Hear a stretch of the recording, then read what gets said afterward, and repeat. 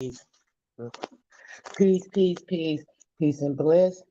We are about to get into this information. I am not going to make this too long. It's going to be definitely bountiful, and that's about it. I'm going to start off talking a little bit about marriage and how marriage is binding contract, some other things that are going on with that particularly, and we'll kind of go from there. I hope the volume is pretty good. Let me double check for you guys.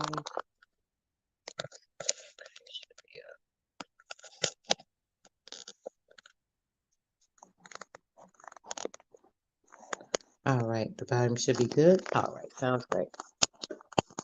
All right, we're going to get into fruits of the poisonous tree.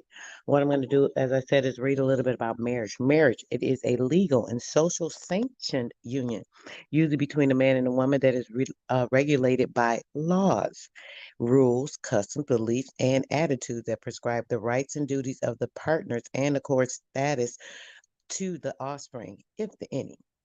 The universality of marriage within different societies and cultures is attributed to the many basic social and personal functions with which it provides the structure, such as sexual gratification and regulation, division of labor between the sexes, economic production and consumption. Economic production and consumption. What would economic production and consumption have to do with the satisfaction of personal needs? Peace to the chat. Everybody that's coming in. Charles, I'm sorry, Empress Vicky, peace, sis. Charles, I'm sorry, Chief Kokomo, peace, brother. Tony Furlow, Charles Clark, Cherokee, peace, sis. T. Malkiel, peace and fullness to everyone that's come in so far. We're going to get the reading. Gray Wolf, appreciate you guys. Appreciate you guys. Let's get to it. You know, we're going to get an earful real quick. Now, let's continue on. Perhaps its strongest function concerns in procreation, its strongest function and concerns for procreation, the care of children and their education and socialization. The care of children in their education and socialization. Now, minding you that that is part of a governmental construct and control. The governmental construct and control is of the um, educational system that kind of rears the child into servitude, being ready for prison. It's kind of like a prison system. I don't know if you notice how the system's run by the bells, the breaks. You get time to go do this and that. It's pretty much the same type of system. The alertness, pledging the allegiance. I believe that's something that stopped more recently. That was a big thing. If you guys aren't familiar with the Pledge of Allegiance, you need to check that out. And the real information in regard to it, because you only hear the better half of it. There's more to that actual declaration that they don't let you hear. Okay, so let's go on. Through the ages, marriages have taken a great number of forms. Marriage takes a great number of forms. When you used to just jump a broom, you would just commit yourself to one person. But now, when you're going through a marriage, you are actually getting the government involved. You are joining them to your marriage. They are now a part of your sanctity, something that you have that's holy and binding between you and another person, something that you would call sacred, you know. That's your private personal business. We do know the difference between private and public. So now when you get a system enhanced, you are now going into a public marriage. Why would your marriage be public? That's something between you and that person. But that's just my personal thought. By the 21st century, the nature of marriage in Western countries, particularly with regard to the significance of procreation and the ease of divorce, had begun to change. In 2000, the Netherlands, oh, I was about to say something else. The Netherlands became the first country to legalize same-sex marriages. The law went into force on April the 1st of 2001, just 22 years ago almost, about 21 and a half years ago. In the ensuing years, numerous other countries, including Canada in 2005, some countries extended benefits and obligations to same-sex couples, and by means of a registered partnership or civil union, both of which terms meant different things in different Context. Now think about that. If you are working a job, a JLB, if you have committed yourself to a corporation and working for them, being a percentage of that particular company, now you'll sign something that says, I am married to this person, so my health benefits will be covered because I'm married to this person. My child's health benefits will be covered because I'm married to this person. Also tying you back into government and state, even through your workplace, right? Through your workplace, as we know, through everything else. In the biological evolutionary scale, the more complex the species, the longer the offspring is dependent on its mother for survival from the time of birth to maturity. Human beings at the top of the evolutionary scale require the most time of all species to reach maturity. This imposes increased duties on the human parents for the care of their children, and marriage traditionally has been seen as the institution best suited to fulfill their parental duties and responsibilities. Wow, that all sounds so commercial, right? It sounds like some type of partnership or legal binding, and this is like kind of crazy. Let's see who else came in the chat. Willie Lilly, Willie Webb. What's going on, son? Gray Wolf. Okay. Anybody else that comes into the chat? Welcome, welcome. I'll check back with you guys. Let's try to get this information going real quick. Definitely not noting you guys. Marital customs and laws. Some form of marriage has been found to exist in all human societies, past and present. Its importance can be seen in the elaborate and complex laws and rituals surrounding it. Although these laws and rituals are as varied and numerous as human social and cultural organizations, some universals do apply. The main legal function of marriage is to ensure the rights of the partners with respect to each other and to ensure the rights and define the relationships of children within a community. Define the relationship of children within a community. Based on the standards and when you have a license in the state or your county, the child is registered in the county for a certain school district, so their educational system would have something to do with that. Even if you're moving, when you're registered, your name, being that child having the parental guidance of the government, because they have the rulership of you guys. They have the rights over you unless you earn your family is all entrusted to you. They are your beneficiaries. They are trustees under you, and you guys are in sync. There is a governmental control over that child and you. That's why they require you to have shots. They'll tell you your child has to have these many shots. You got to let us poison them and infect them with what we want, because they are our property. And as our property, we are assuming them to have this, just like when you go to a job now. They told you guys when they had this jab, they were telling you, hey, in order to work here, you have to have this because we want to protect people around us, so on and so forth. This is the same thing they've been doing for years and years with the children. And everybody's been just going along with it. Y'all have a problem with it now because y'all like, oh my gosh, it's such a big thing. But y'all didn't have a problem jabbing your kids. You didn't have a problem, um, you know, trying to get them infected with this. Okay, I don't want to get into that. Okay, let's keep it moving. Until the late 20th century, marriage was rarely a matter of free choice. In Western societies, love between spouses came to be associated with marriage. But even in Western cultures, as the novels of writers such as Henry James and Edith Wharton attest, the romantic love was not the primary motive for matrimony in most eras, and one's marriage partner was carefully chosen. So marriage union between you and combining information with the state came from what?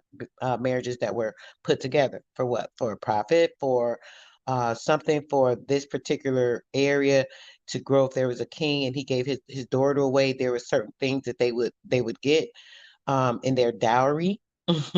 So, these days are important when it comes to that. So endogamy, the practice of marrying someone from within one's own tribe or group, is the oldest social regulation of marriage. This was a construct of government, and when there was no government system, let's say the United Corp system, right? Before that, there was governance on the land. And even with that governance, there were certain things under the tribes, under the groups. There were decisions made. They would marry people off if they wanted to be married or not. It didn't matter. If this is going to benefit the tribe, if this is going to benefit the people, this is what we're going to do. And that's what happened. Okay, when the forms of communication with outside groups are limited, endogamous marriage is a natural consequence. Cultural pressures to marry within one society, economic and ethnic group, are still very strongly enforced in some societies, even to this day. You might think that's an old concept, but it's not. Exogamy, the practice of marrying outside the group, is found in societies in which kinship relationships are the most complex, thus bearing from marriage large groups who may trace their lineage to a common ancestor. There are a lot of linkages with cousins and keeping the money in the family. They want to keep the tribes together, very close knit. A lot of incest going on within these tribes as well, unfortunately. Um, in societies in which the large or extended family remains the basic unit, marriages are usually arranged by the family. The assumption is that love between the partners comes from marriage. They assume that. And much thought is given to the socioeconomic advantages according to the larger family from the match. By contrast, in societies in which the small or nuclear family predominates, young adults usually choose their own mates. It is assumed that love precedes and determines marriage, unless thought is normally given to the socioeconomic aspects of the match. In societies with arranged marriages, the almost universal custom is that someone acts as an intermediary or a matchmaker.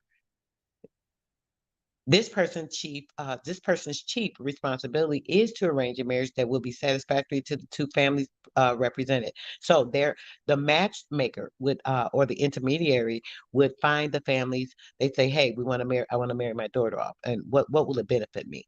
They'll look into different tribes, different areas, different groups, and they'll say, "Okay, this is what they have to offer. They have this daughter, they have this son. They have this to offer." So these particular persons, they had this particular job to match make. What would be more beneficial? Would it be good to join these tribes? So when this one is king and this one can come in because this one is the princess, so they can join tribes. Yeah, this is the type of thing they did. What's beneficial? What's more economic? So of course, they copy us with everything, so they copy that.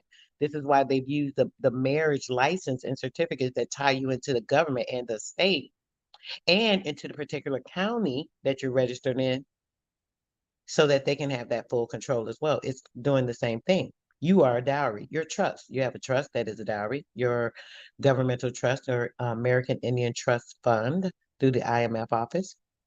In societies in which individuals choose their own mates, dating is the most typical way for people to meet and become acquainted with prospective partners. Successfully dating may result in courtship rather than usually leads to marriage. Now times, off subjects, just a tad bit. You got to be very, very careful.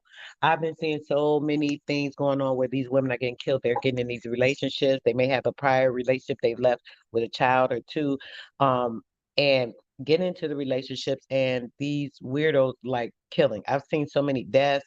The boyfriends killed her, killed one or two of the children, or killed the child to hurt them. Like I've seen so much of that very recently and lately. It's disgusting.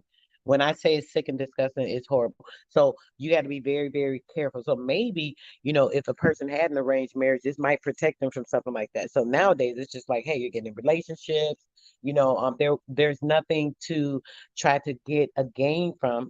Everybody's just doing what they want to do. And it's easier for a person to jump in and out of relationships. So they think, hey, I could just kill somebody and go on. I'll move to another state. Nobody gonna know. And this is how a lot of these things are happening. People aren't aware. You got to be very careful, especially when you have smaller children. You're not only putting yourself and your life in danger, but the life of your child or children. Horrible. I may do a live on that in the upcoming week, showing some of these videos that I've seen. And I don't like watching, things that are low vibrational and hurtful, but I definitely saw a few things that were very interesting more recently. And a lot of things here in Texas, it's really disgusting. So I definitely want to talk about that. Women, you got to be careful. You got to be aware. So many beautiful young women getting killed, going on dates, meeting a person once or twice. Oh, he was such a nice guy. They went off with him. Oh, sure, come on, I'll go to your house, or I'll go here with you. Go to some private place. Next thing you know, they come up missing. Families looking for them. Oh, they met this person. They went on a date. They did this. They went through this a dating service. Listen. You better be very careful. If you single, you out here meeting somebody, you better make sure it's somebody that's someone you know. That hopefully they know them well enough. That still doesn't help you a lot because you know why? They may know that person, but they may not know that deep dark secret of a person. There's another side a lot of times to people, so you got to be very, very, very, very, very careful. Let's get back to it. Let me check in with the chat, see if anyone else came in. We'll definitely appreciate you guys for coming through. All right, Jerry McDonald, thanks for coming through. Thanks for coming through. Appreciate you. PG, peace, peace, peace, peace. Phyllis Brown, thanks for coming through, sis. I really appreciate your presence.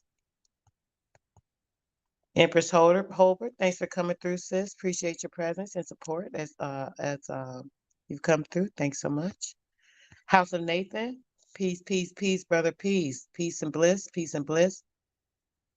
God easy, peace, peace, peace, brother. Bronze Flat Power, what's going on, brother? Peace and love to you. All right, I hope I didn't miss anyone else. Jasmine P. Ram Richard, peace, peace, all blessings. Big Chief, Big Chief, peace, brother, peace to you. Ken, thanks for coming through. Threads, my brother, what's going on, brother? Peace and love, you already know. All right, guys, let's get to it because I want to get to this fruit of the poisonous tree, y'all. This book is going to be crazy. Wait till we get to this. All right, but I definitely want to go over this real quick. So back to church and state and the concept. Now, it's largely Christian that the religious and political powers in society are clearly distinct. Though both claim the people's loyalty, a brief treatment of church and state follows. For full treatment, see Christianity and church and state. If you guys want to, you can literally look it up and it'll give you the information or the download on the governmental construct, how it relates on and so forth. Look more through the Encyclopedia Britannica, so on and so forth. Now, before the advent of Christianity, separate religious and political orders were not clearly defined in most civilizations. People worshiped the gods of the particular state in which they lived, religion in such cases being but a department of the state.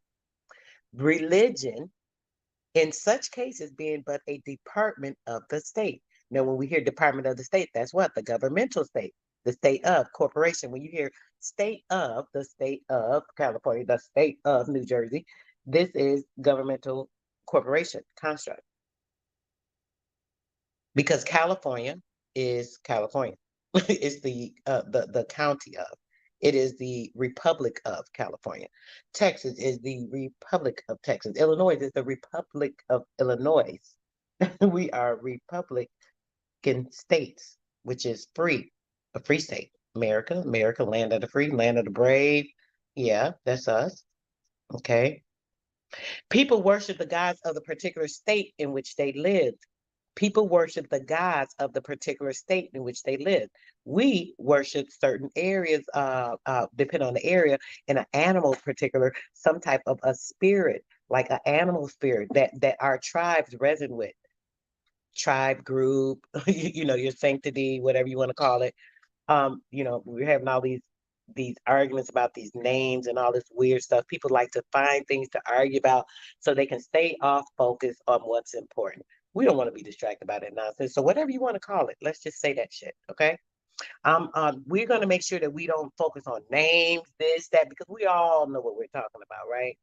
Okay, period. Again, people worship the gods of the particular state in which they lived. Religion is in such cases being but a department of the state.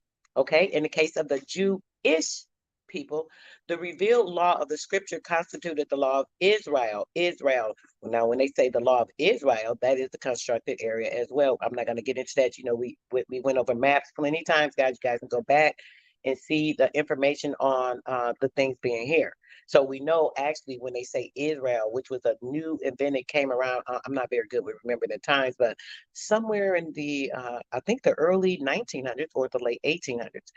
And the area that they tried to talk about is Israel, the land, the Holy Land, and all of that. We know that is here, right?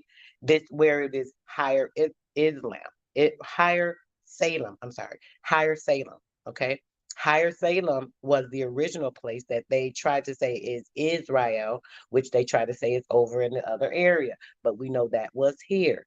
Now think about it. I'm gonna oh, I don't want to get distracted, but I just want to bring to your attention. I know you guys have heard of the witches of Salem, the witches of Salem, right?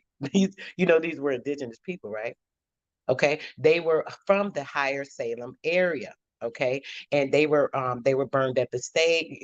They did this stuff like all over the place, but this is like they try to make it like it was one distinctive thing that happened. Oh, the witches of Salem. Oh, they did the burn. They did. Listen, they did that everywhere. Just like they tried to tell you it was one Black Wall Street. Just like they tried to tell you they flooded out one or two towns or burned one or two towns. Listen, this went on all over. Y'all got to remember when y'all hear these stories, you got to broaden your mind up. Okay. The Christian concept of the secular and the spiritual is found on the words of what? Jesus. That was not even around in certain times. I wonder how. Render to Caesar the things that are Caesar's, and to God the things that are God. This is from Mark 12:17. Two distinct, but not altogether separate areas of the human life and activity had to be distinguished. Hence, a theory, which we know is not anything of fact. A theory means that's a prospect, an idea, something that someone formulated in their mind. They construct it to be something, but it isn't actually proven to be true. A theory could be anything that I think of and I believe is what happened, but I'm not basing it off my facts. So, as it says, the theory of two powers come to form the basis of Christian thought and teaching from the earliest time. During the first century AD, the apostles, living under the pagan empire, taught respect for the obedience to the governing powers, so long as such obedience did not violate the higher or the divine law, which superseded the political jurisdiction. Among the church fathers who lived in the period when Christianity had become the religion of the empire, the emphasis on the primacy of the spiritual was even stronger. They insisted upon the independence of the church and the right of the church to judge the actions of the secular ruler. Why would the church have anything to do with the secular ruler? Because it's all the same, religion and church. With the decline of the Roman Empire in the West, civil authority fell into the hands of the only educated class that remained, the churchmen. So the churchmen took over the education. We know that, right? Because they created what? Indian schools. This is all part of the indoctrination of having your mind constructed on his story. 3,000, shout out to the brother. His story, everything that is constructed in the mind that has you believe a story that is reverbed, reconstructed based off of history, reconstructing of our lands, reconstructing of books, burning books, falsifying documents, taking over businesses, corporations, homes, taking over people's social security numbers and names, just a whole lot of things. We can go on and on. Okay, the church, which formed the only organized institution, became the seat of temporal as well as spiritual power. It became the seat of temporal. Temporal, what is temporal? That is the mind, governing of the mind, right? The seat of the mind. In the East, the civil authority centered in Constantinople dominated the ecclesiastical through the Byzantine period. In 800, under Charlemagne, the empire restored to the West. And by the 10th century, many secular rulers held power throughout Europe. Mind you, when you keep hearing this power throughout Europe, these are our people. A lot of times people get it twisted. They think, oh, those white people. You are those white people. They're like the Caucasoids, they're the Caucasians, they're the black people that they want you to be. I keep telling you guys that you are not them. They are the black seeded. Go back and look at the videos on showing you guys some of the races that are on my page. Like we literally went over that. I literally broke down all of the black seed that came to take over the land, the ionic womb of the indigenous woman, and proceeding to conquer the land, which is the womb, which is the woman. A period of political manipulation of the church hierarchy and general decline in clerical zeal and piety brought vigorous action from a line of reforming popes, the most famous of whom was George VII. The following countries were marked by a dramatic struggle of the emperors and kings which were the popes. And during the 12th and the 13th century, the papal power greatly increased. In the 13th century, however, the greatest scholar of the age was Saint Thomas Aquinas, borrowing from the Aristotle. Wow, my tongue got twisted. Aristotle aided in raising and dignity of the civil power by declaring the state a perfect society. The other perfect society was the church, and a necessary good.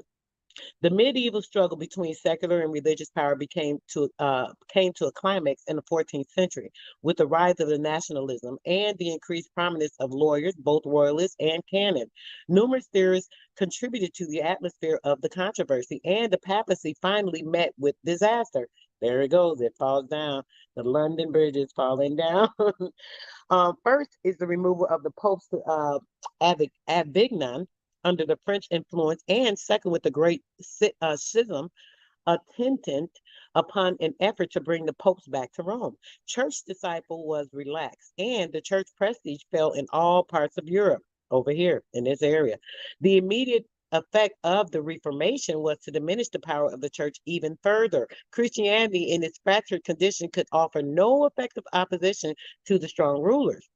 Now, those who now claim divine right for their positions as head of church and state, John Calvin's John Calvin's assertion of ecclesiastical supremacy in Geneva was an exception of the day. Many Lutheran churches became, in effect, arms of the state. Listen, those Lutheran churches, many Lutheran churches became, in effect, arms of the state. In England, Henry VIII ended ties with Rome and assumed the headship of the Church of England. These were the things that were going on before these people even came over. This is why it was so easy for them to intercede, because there were so many ignorant people with these damn egos that was fighting. Oh, I want this. We want to rule. We want this. Instead of everybody just doing their own thing, everybody staying government. Everybody want to have all this power. These men started coming in, bringing all this power from the matriarch to the patriarch, and They started having all these issues in the kingdomhood because they want to take over. And this is where the problems start coming in, and this is why we got problems right now today. The same thing we're going through now. These men, they just want to beat the women down and make sure that they stay low in vibration so they can try and have this fake assumed control. But y'all gonna keep on failing because you can't get nowhere without us. We the backbone. Shit, we the ionic womb that even created you. The only thing that can bring the ether into effect to make it. Yo, I ain't gonna get to all that, but man, y'all better get it together. In the 17th century, there were few who believed that diversity of religious beliefs and church unconnected with the civil powers were possible in the unified state. Common religious standards were looked upon as a principal support of the political power. When the notions of diversity of belief and toleration of dissent did still to grow, they were not generally seen to conflict with the concept of the state church. The Puritans, you guys can look them up. I don't want to get into that, but check out the Puritans. The Puritans, for example, who fled religious persecution in England in the 17th century, enforced rigid conformity to the church's ideas among settlers in the American colonies. Now, mind you, when we're talking about when they say the 17th century, we know there was 1,000 years added on. I don't talk about this a lot, but keep in mind, we're talking about the 7th century. They're talking about the 7th century, just like now they're saying we're in the 20,000. We're in the 10th century, right? Okay, I don't want to get into that, but y'all need to get your mind open up to real reality. Enforce rigid conformability to church ideas among settlers in the American colonies. Okay, now the concept of secular government, as expressed in the First Amendment in the United States Constitution, reflected both the influence of the French Enlightenment on the colonial intellectuals, and the special interest of the established churches to preserving their separate and distinct identities. The Baptists, notably, held the separation of church and state powers as a principle of their creed. Dang, most of y'all family is what, Baptist? They be like, I'm Baptist, I'm a Christian, I'm Baptist. Okay. The Great Wave of Migration in the United States by Roman Catholics in the 1840s, we're talking about 840, uh, prompted reassertion of the principle of secular government by state legislatures, featuring the allocation of governmental funds to the parochial educational facilities. The 20th century saw the First and 14th Amendments to the Constitution applied with considerable strictness by the courts in the field of education. Late in the century, conservation, the Christian groups in the United States generally considered controversy by seeking textbook censorship, reversal of court prohibition of school prayer, and the requirements that certain biblical doctrines be taught in contradiction to scientific theories. Very, very interesting. What do you guys think of that? Let me check the chat real quick before I read to you a little bit about this Vatican, and then we're about to get into this book. I got like 3 more pages. I got you guys try to read quick, so it's gonna take a second. Um, Let me check with you guys. See what you got. Anybody saying anything that I want to know? I heard about the witches. Hold on, let me go up. I'm sorry, guys. The Chief Dark Bull Hughes. Peace, peace. Appreciate you coming in. Grand elevations, grand elevations. Okay. Cheyenne Royalty. Peace, peace, peace, peace, sis. Appreciate your presence. Thanks for coming through. Sis said, I heard about the witches of Salem and many of those stories of burning witches at the stake. Now this, yes, sis, yes. You done heard those stories before. And mind you, just like they always say, oh, there was the one Black Wall Street. You guys had that one little area. You guys came together and it took so much power and strength to make this what? Come on, stop fucking playing with us. Come on. Y'all know, man, I don't even want to get into it. But yeah, that's right, sis. You with it. You with it. You see what's going on. Always playing with us. Always playing with us. All right. Frida, peace, sis. Peace, peace, sis. Peace and love, peace and bliss. Dee Dee, peace, sis. Peace, sis. I tried to hit you before I started this live. I literally did. I think I dozed off, babe. That's my girl right there. Empress Vicky, I think I've spoken to everyone. I want to make sure I don't miss anyone because I really appreciate you guys coming through, obtaining this information, grasping it, understanding it, so on and so forth. Royal Genie, appreciate your presence, darling. Thanks so much for coming through. Jerry McDonald, appreciate you, appreciate you. Julie Carey, appreciate you, darling. Your presence is appreciated as well.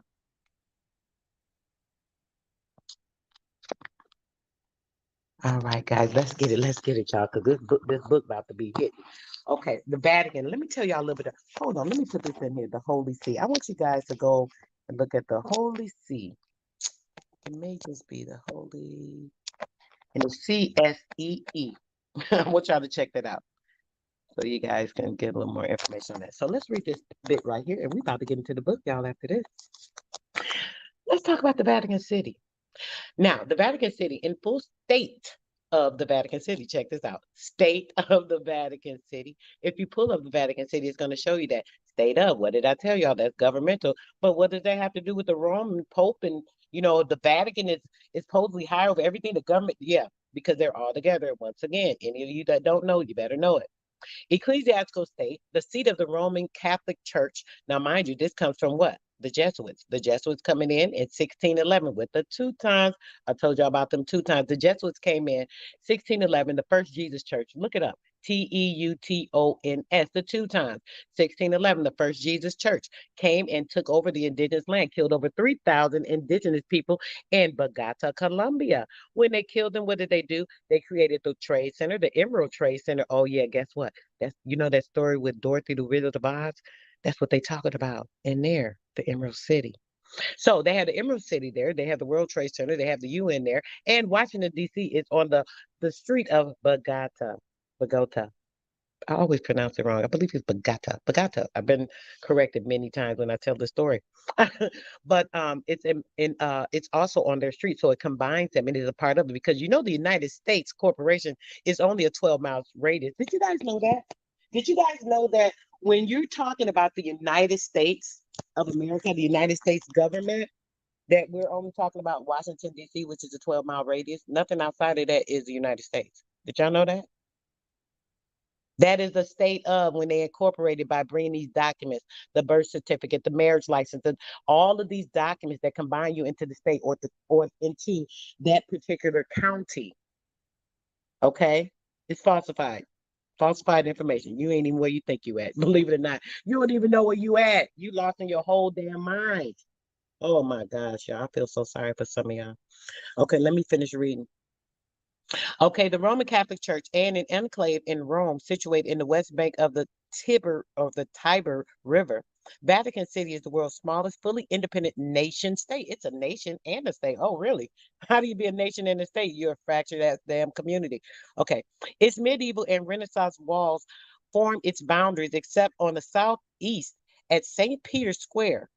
Okay, in St. Peter's Square, this is the Piazza San Pietro. Of the six entrances, only three, the Piazza, the Arca della Campanche, which is the Arc of the Bells, in the facade of, I'm sorry, in the facade of St. Peter's Basilica, and the entrance of the Vatican Museum and galleries in the north wall are open to the public. The most imposing building is St. Petersburg Basilica, built during the 4th century and rebuilt during the 16th century. They say the 606th century. Hmm, 16th century would be what, around 1611? I hope anybody's had time to pull up the two times. Have you looked it up yet? 1611, 16th century. Yeah. Erected over the tomb of St. Peter's the Apostle is the second largest religious building after the Yamasaka Basilica in Christian Dome. In what? In Christian Dome. Literally says Christian Dome. This is an actual place. Christian Dome, the head of the Christianhood, the head of all.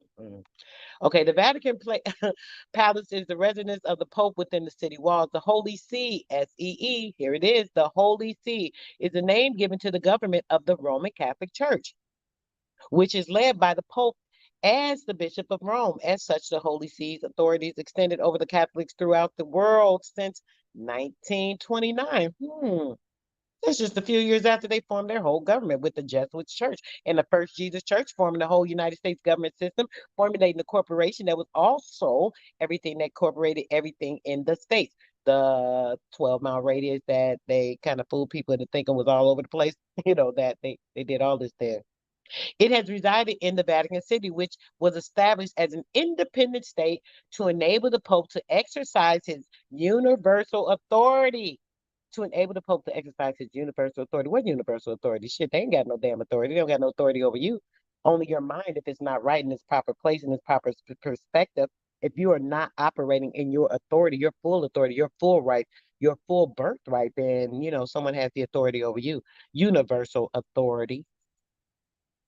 Vatican City has its own telephone system, post office, gardens, astronomical observatory. It has its own radio station, its own banking system. Why would the Vatican need a banking system? Why would the Pope need his own banking system with his Stephen ass? And the pharmacy, as well as a contingent and of the Swiss guards responsible for the personal safety of the Pope since 1506.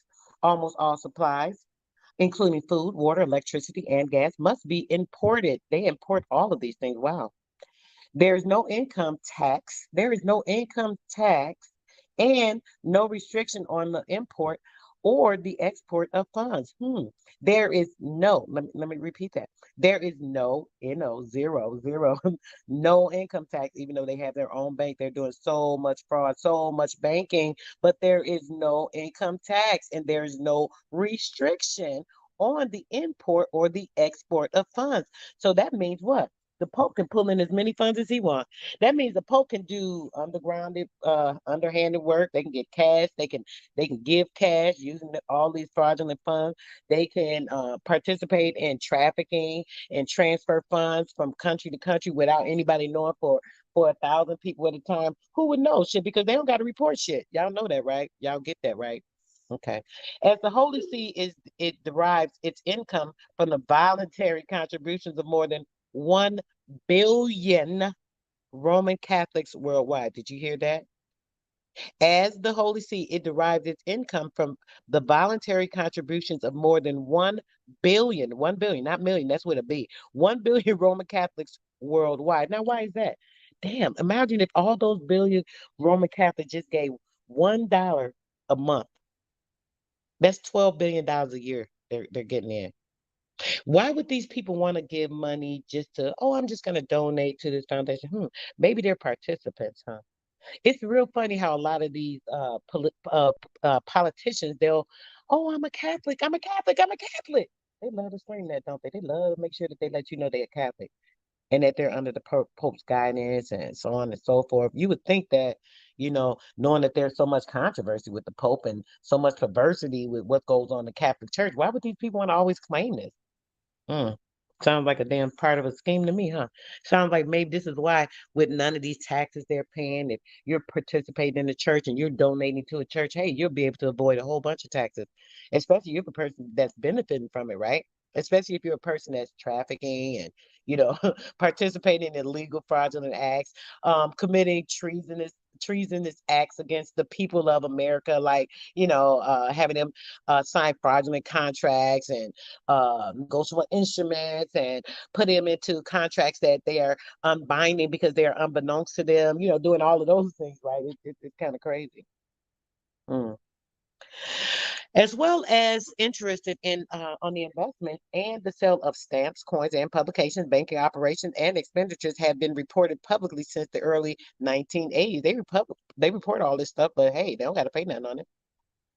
During the period from the 4th century to 1870, the Vatican gained control of territory around Rome and served as capital of the Papal States. In 1929, the Vatican City independent sovereignty was recognized by the fascist Italian government in the Lateran Treaty.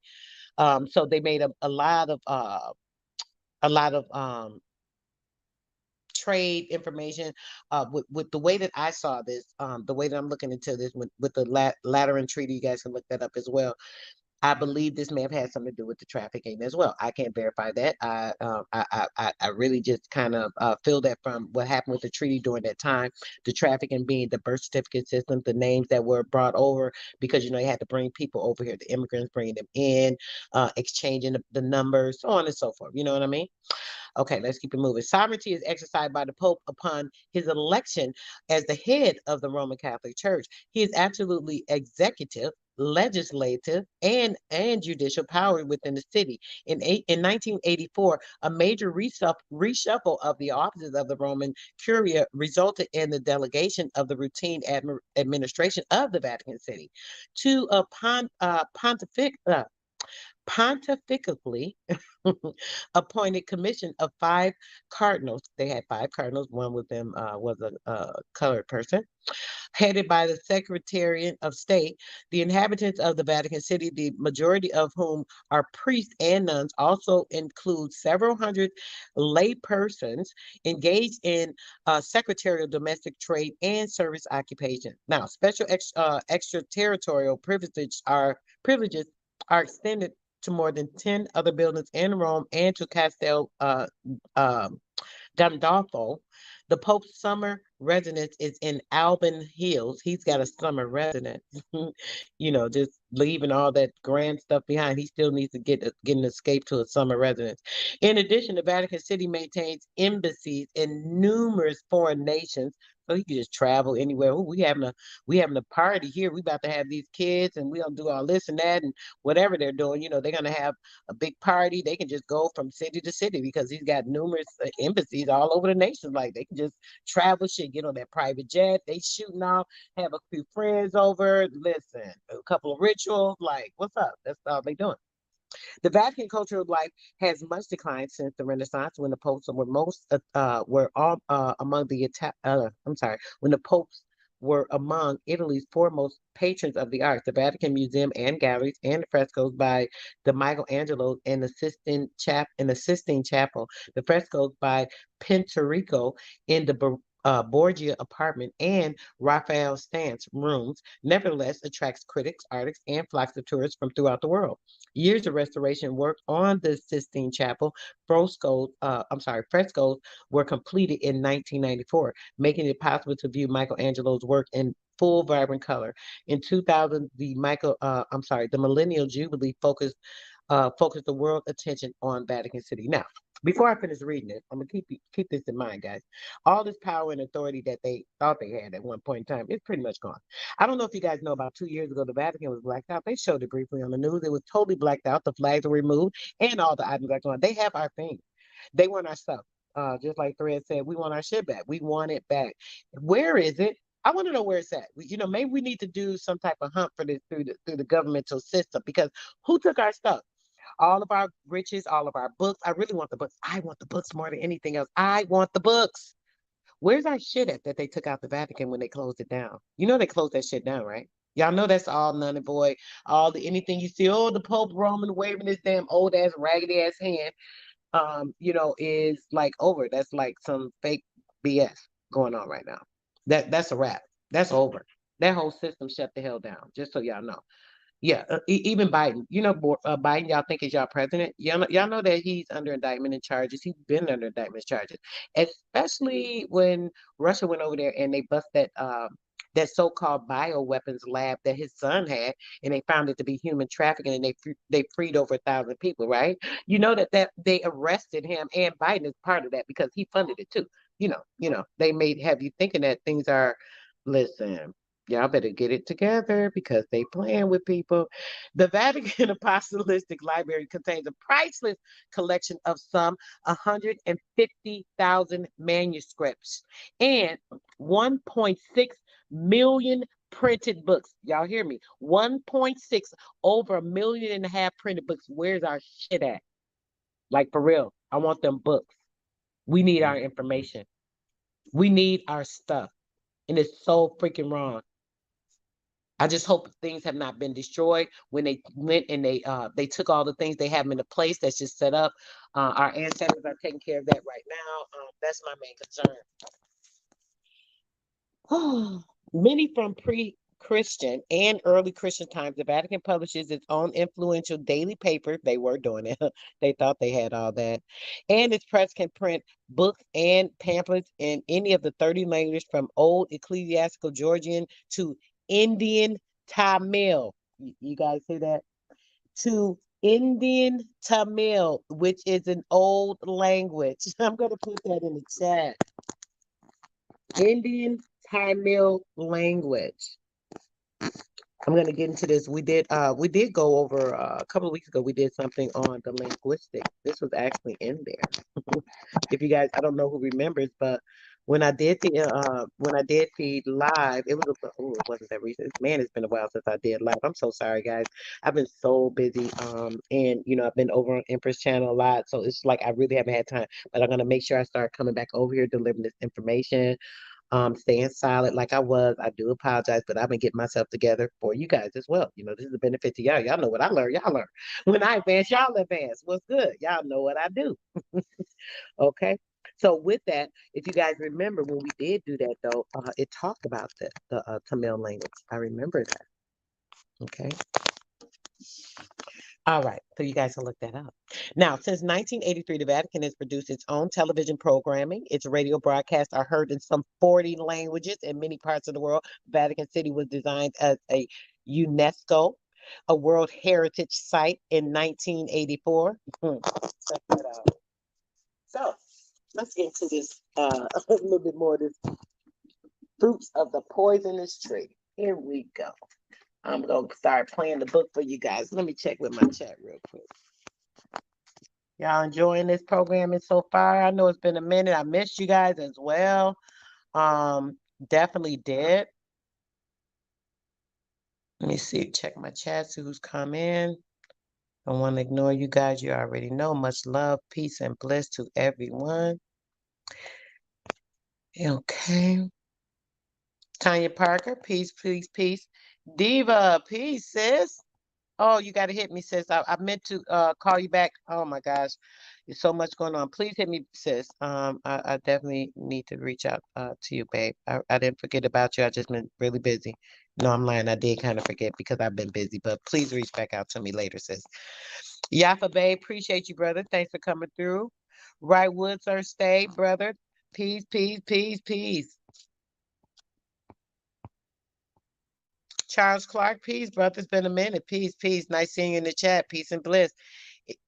Indian Exposed Investigations, peace, peace. What's up, fam? Peace to the family. All right. Want to make sure I'm not missing anyone. Anybody, if I missed your name, guys, I'm just trying to get through everything. Diane, hey, there you go. Peace, sis, peace. I knew I was going to run up on somebody else. One of our more recent classmates.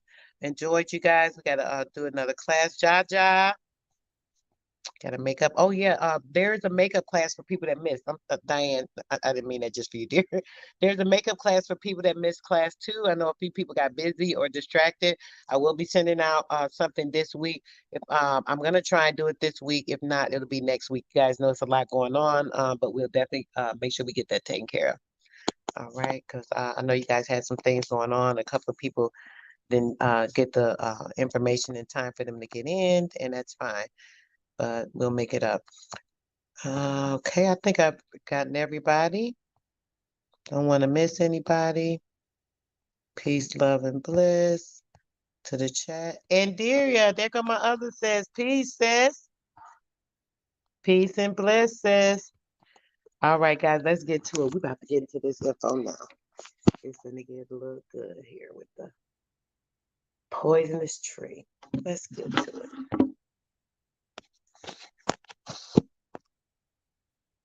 Fruit from a Poisonous Tree introduction. Several months prior to the writing of this book, I began questioning my motivation for doing so. I had a comfortable lifestyle with no real bone to pick with anyone, especially the government. I had achieved a comfortable financial position, well educated, firmly established in the legal profession, and most importantly of all, I had a loving, caring family. What then motivated me to take on both the state and federal governments, the proverbial biggest bullies on the block? The answer is that I had to. Of all criminals, the ones that are personally repugnant to me are liars and thieves. These species of criminal I cannot abide in any manner, from any source, especially the government. Ergo, the years of research uncovering the story you are about to read. The government and the international global elite have systematically stolen our wealth and our birthright as Americans. The title of this book, Fruit from a Poisonous Tree, explains the theft of our wealth and identity, and the book tells what we can do about it.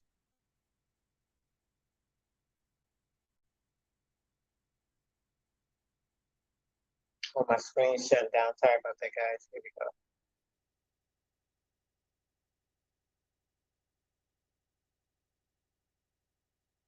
This story is not about high drama, but it has that. It is not a story about insatiable greed, it has that also. This story is about the planned, deliberate destruction of reunited States of America by the archenemies of Re's nation, who have been around since its inception, the global elite, whose identity you will discover. During my investigation, I became so overwhelmed by the government's deceit and unabashed arrogance that I went back to the history books trying to identify the point at which our republic swerved onto the destructive path towards democracy, where our creation, the government, servant of the people, became the master and we became the servant, where the non-productive, who are consumers of the public treasury, elect politicians who promise them even more government benefits at the expense of the majority of productive, wealth-producing Americans.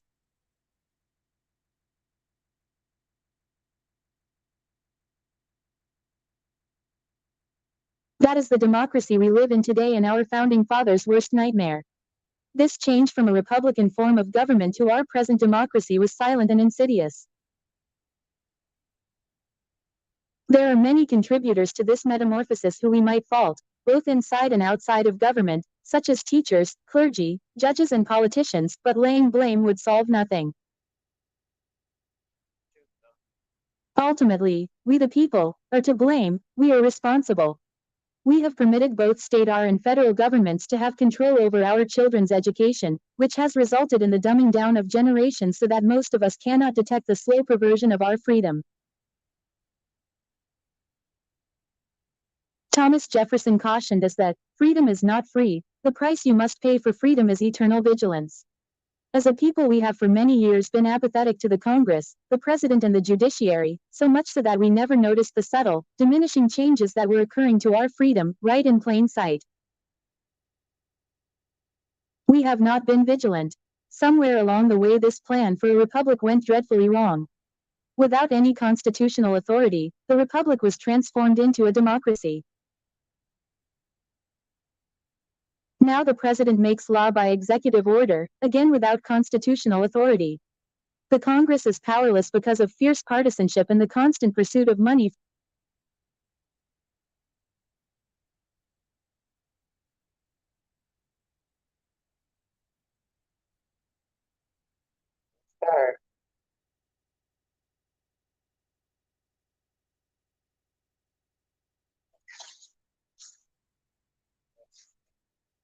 The result is that they do nothing to check and balance the other runaway branches of our government. The agencies that were created by Congress to make and enforce regulations and administer the draconian laws of the Congress and the executive branch now answer only to the diseased, corrupted body of the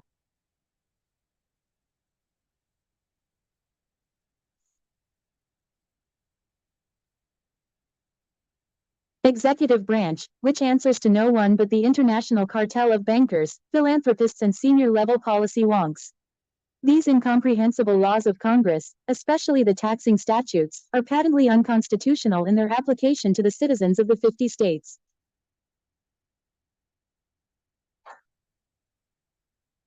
But this seizure of the productive people's wealth for the benefit of the non-producing minority and the imprisonment of those who resist this theft have been ratified by a corrupted federal judiciary and Supreme Court. That briefly sums up our present-day democracy and the state of the Union.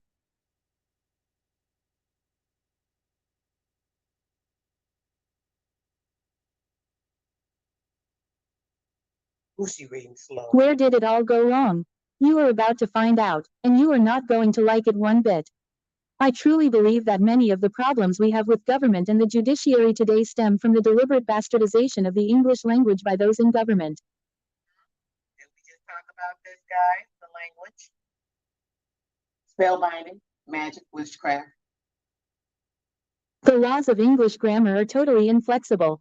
It is absolutely impossible for any English-speaking nation that prides itself on the assertion that it is a nation of law and not of men, without adhering to a strict discipline in the use of the English language and grammar, to be anything other than a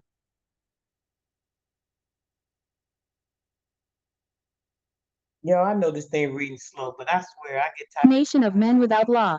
Proper English is essential in the drafting of those national laws, otherwise tyranny will always be the end result. The Supreme Court has pontificated that the Constitution is a living, breathing document, and that, as such, it must evolve with the changing society that it governs that they, this majestic body of legal intellectuals,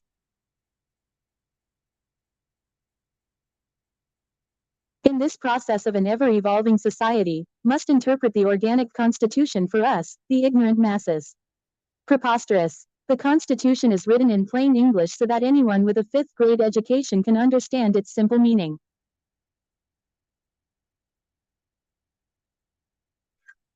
It isn't written in Russian or Chinese and doesn't need interpretation. Does the Constitution get cold or hot, sick or diseased? Does it get old and senile?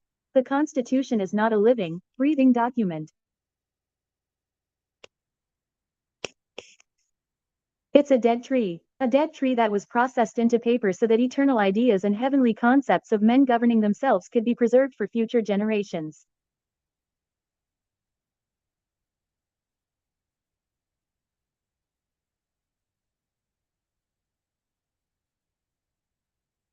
It was written by noble visionaries that we call our founding fathers. That is what the Constitution is, period. The visions and concepts immortalized in the Constitution cannot evolve with our society, because man by the very nature of being man rarely rises to a higher level of nobility.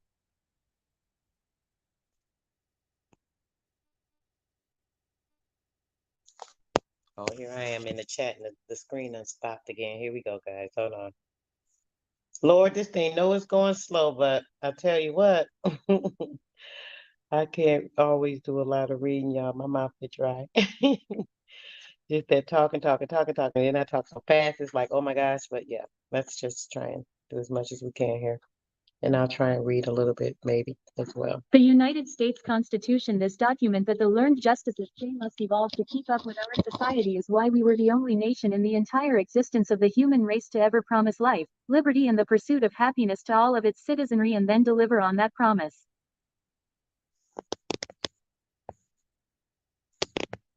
Look around and determine for yourself if we are a moral society that must have an evolving constitution to keep up with us.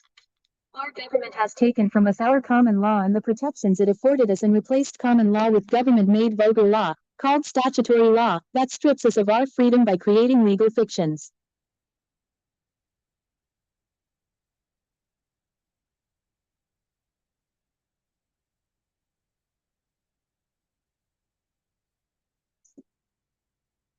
And compelling performance from those legal fictions which common law did not.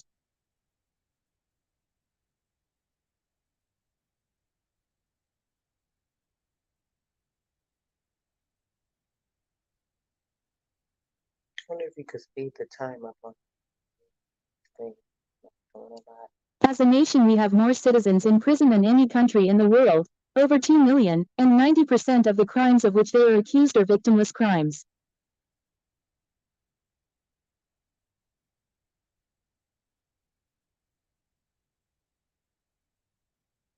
The law they violated most likely was paid for by corporations to protect them from us. We, however, are the problem, because we operate like the tool of the new king and we do his bidding without questioning whether the law is a good law or a bad one. Y'all helping them. Y'all participating by not doing what It is our responsibility as jurors to ask those questions, but we have let the prosecutor and the judge tell us what the law means instead of using God's gift of intelligence to discern for ourselves. We are responsible for determining not only the facts but also the law. If that were not true, then we would still have legal slavery and be prosecuting people for helping slaves escape under the Fugitive Slave Act.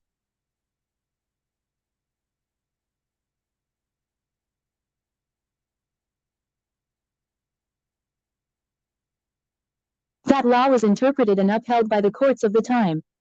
Decent jurors who did not agree exercised their right of jury nullification, the most cherished right we as Americans possess.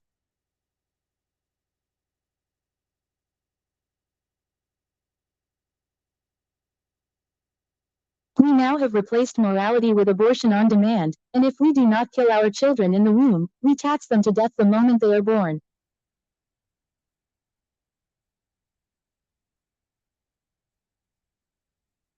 Does it not seem immoral to permit a Congress to spend money that it does not have so that every future generation will be obligated to pay, from their labor and property for their entire life, on a debt that is 60 or 80 years old? The moment your child is born, she has a debt to the federal. from the moment. Indebtedness from your Reserve Bank, Inc., of $22,000 and rising. It is not only immoral, it is the thing of which violent revolutions are made. If we do not stop this insanity here and now, our grandchildren will, and it will not be pleasant. it will not. Waco, Texas, is the example of what the new king wanted us to see, because that is our future if we do not comply with the king's demands.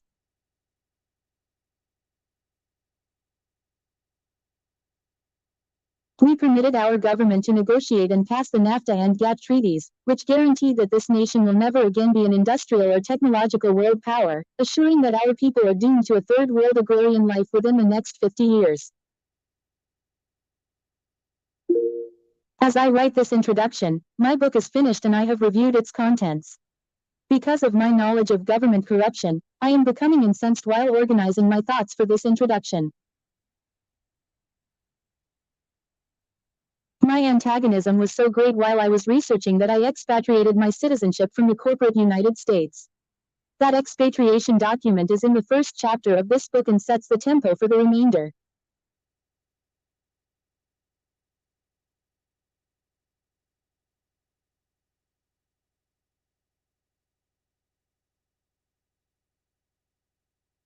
I hope that if nothing else you will come away from this reading experience a wiser and more determined citizen of your state, with a passion for recovering what was ours and what was stolen from us. Melvin Stamper, J.D., Sui Juris.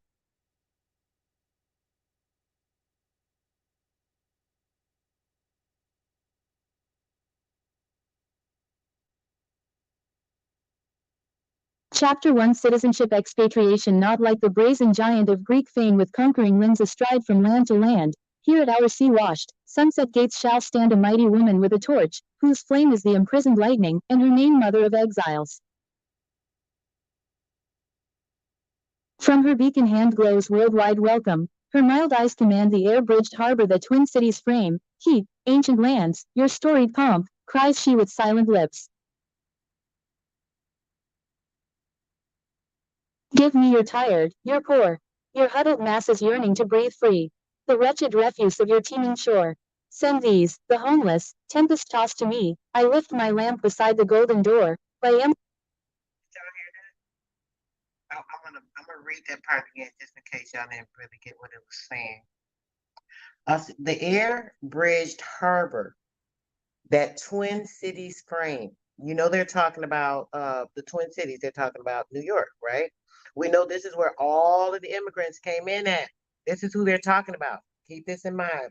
The air bridge harbor that Twin Cities frame. Keep ancient lands your storied pump. Ancient lands. So they're saying the ancient lands of New York. Listen to this.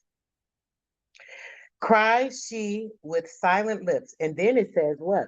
Give me your tired, your poor, your huddled masses. Who are that? Who is that? Who's that? They're talking about who? Those hundreds of thousands of immigrants that were coming through Ellis Island in New York, right? Your huddled masses yearning to breathe free. They didn't have any fresh air. Their lands were decrepitated, all of that, right? The wretched refuge of your teeming shore.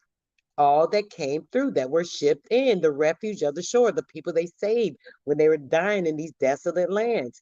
Send these, listen, it says, send these, the homeless, the temper tossed to me to New York. This is they're talking about the Twin Cities. This is what we're talking about. This empire. Remember the ancient land, the Twin Cities of New York. It says, "Send these the homeless, the temper tossed to me. I lift my lamp." Beside the golden door. Who is that? They're talking about the Statue of Liberty, letting them know this is the lamp. That's why they had that there so they could know where to come. This is the lamp. Hey, you guys, your ship gets here, you're good to go. You're all set. All right? Let's finish reading. I don't want to get distracted on that. Give me your tired, your poor, your huddled masses yearning to breathe free, the wretched refuse of your teeming shore. Send these, the homeless, tempest tossed to me. I lift my lamp beside the golden door. By Emma Lazarus, New York City, 1883. The citizens in modern America. Two greater than fruit from a poisonous tree. Citizenship in modern America. In 1798, Thomas Jefferson instructed that Congress has not unlimited power to provide for the general welfare, but only those specifically enumerated.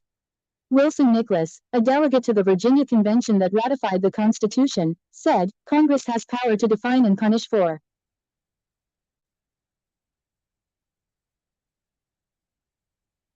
counterfeiting, and felonies committed on the high seas, and offenses against the laws of nations, but they cannot define or prescribe the punishment for other crimes whatsoever without violating the Constitution. Chief Justice Marshall said, the police power unquestionably remains, and ought to remain, with the states. Until this past century, federal courts upheld the view that the federal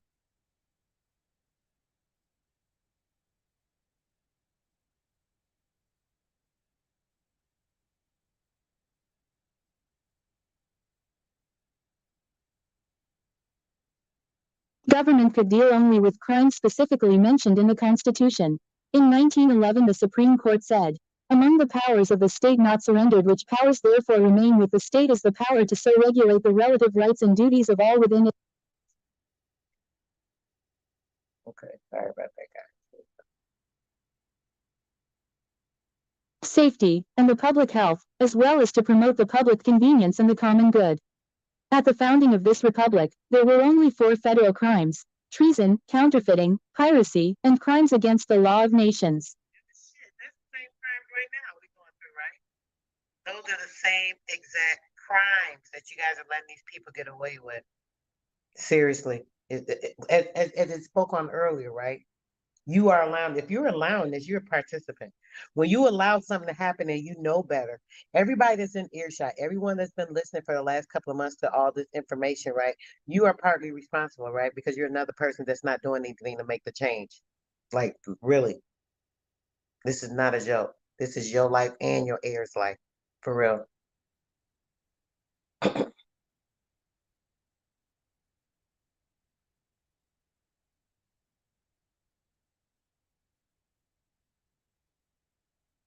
And Now there are 3,000 federal crimes, 300,000 federal administrative regulations, many of which are punishable as crimes, and about 85,000 local governments with 513,000 elected officials, or 1 in every 500 people. We have an estimated 45 million laws state, federal and local. God, the creator of the universe, gave us only 10 laws with which to live our lives, and although I fail often, I try to conduct my life by those 10 commandments. Get into it another time, not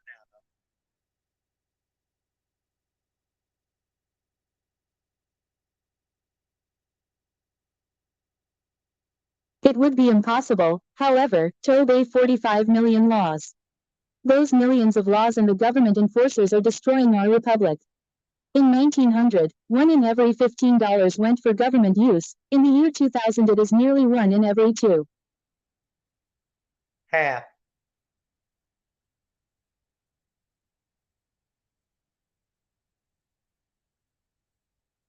We must contend with 65 times more laws than our grandfathers did at the turn of the 20th century, the most cruel and unjust of those being the tax laws.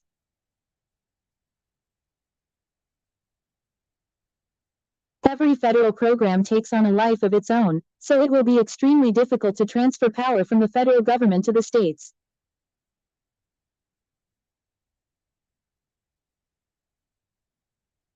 It is difficult to change, much less kill or transfer a federal program once it has been established, even after it has outlived its usefulness. The New Deal view.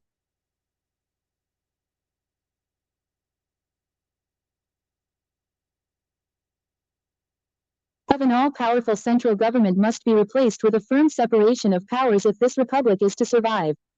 Increasingly in the last 100 years, powerful corporate interests have deliberately subverted the intent of the founders by financing the appointment of judges who would enhance corporate and federal power and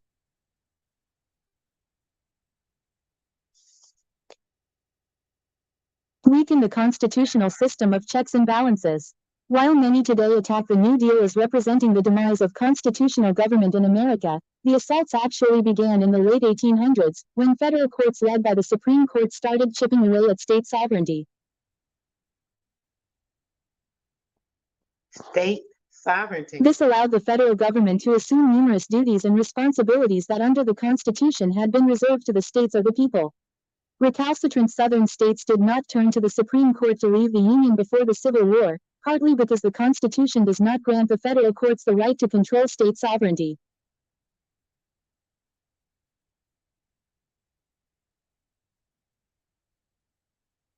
Oh, she about to put me to sleep with this slow talking, but The Constitution did not create a judicial supremacy, and there is extensive evidence that the founders never granted the Supreme Court the power to rule over the President, Congress, or the states.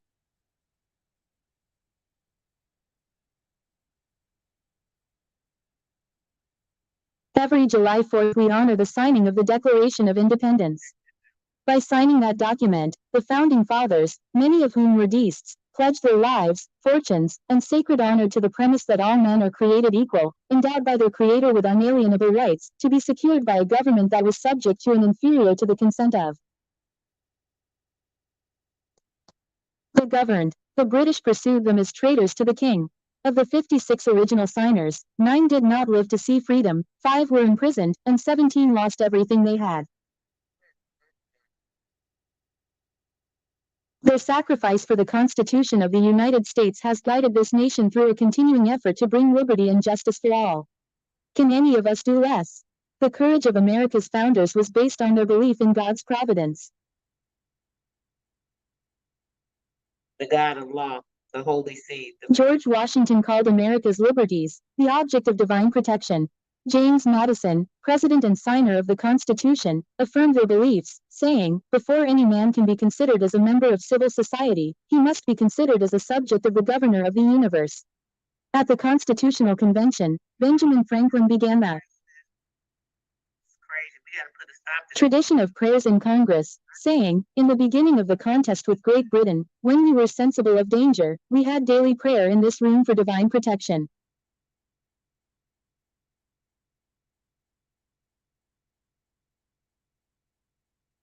Our prayers, sir, were heard, and they were graciously answered. I have lived, sir, a long time, and the longer I live, the more convincing proofs I see of this truth that God governs in the affairs We got this. of men. And if a sparrow cannot fall to the ground without his notice, is it probable that an empire can rise without his aid? If our liberty and nation were still under God's protection, none of us would be reading this book. We would be in full measure out in pursuit of our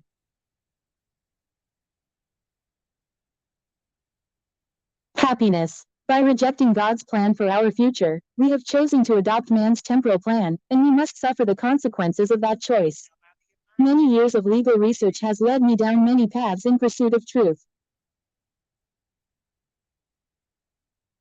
Y'all on the right path. Just stay there. I didn't receive truth in law school or at any time during my formal education, with the exception of a one-room schoolhouse in Kentucky.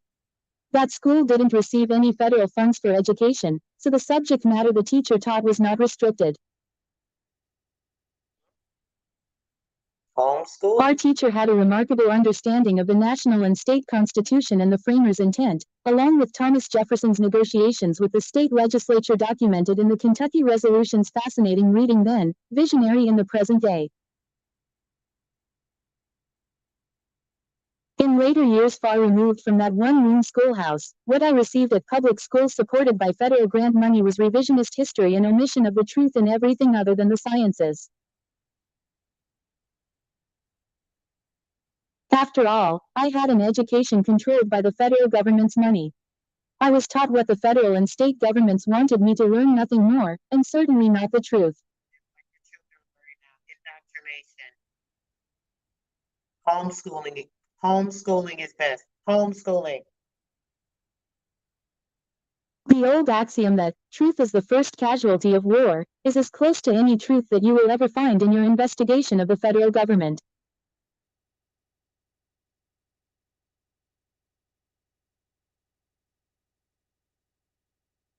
That being the case, we have been lied to by our government and have been at war with our national government for a very long time, and I believe that is the truth. A war against us, but we're fighting the battle. As I write, for each of us within this country, our liberty is perishing, that liberty crushed beneath the constant growth of state and federal government power.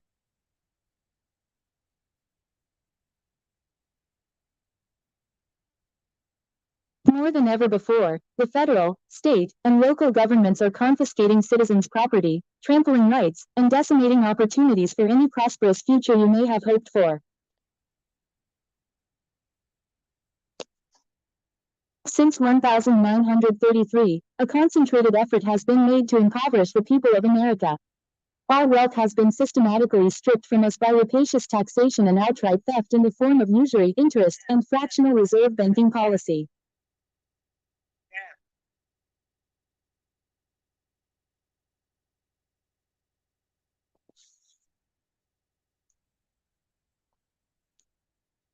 Federal agencies publish an average of over 200 pages of new rulings, regulations, and proposals in the Federal Register each business day. The expansion of the federal code is one of the most obvious measures of the increase of administrative control over the citizen.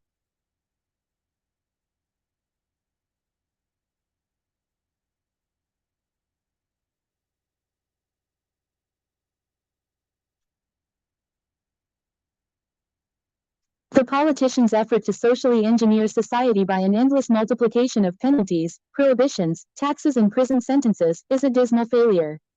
What has been lost in their effort is our freedom.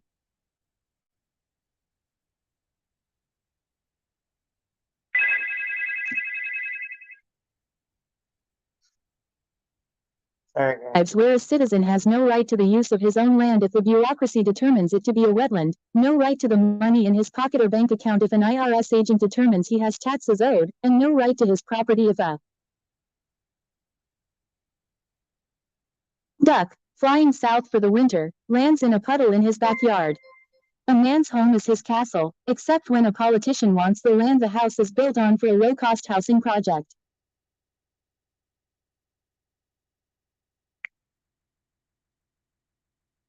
In America today, a citizen's use of his own property is presumed illegal until approved by multiple zoning and planning commissions. Since 1985, federal, state, and local governments have seized the property of over 200,000 Americans under asset forfeiture laws, often with no more evidence of wrongdoing than an unsubstantiated assertion made by an anonymous government informant. Government officials now exert vast arbitrary power over citizens' daily lives, from Equal Employment Opportunity Commission bureaucrats that can levy a $145,000 fine on a street.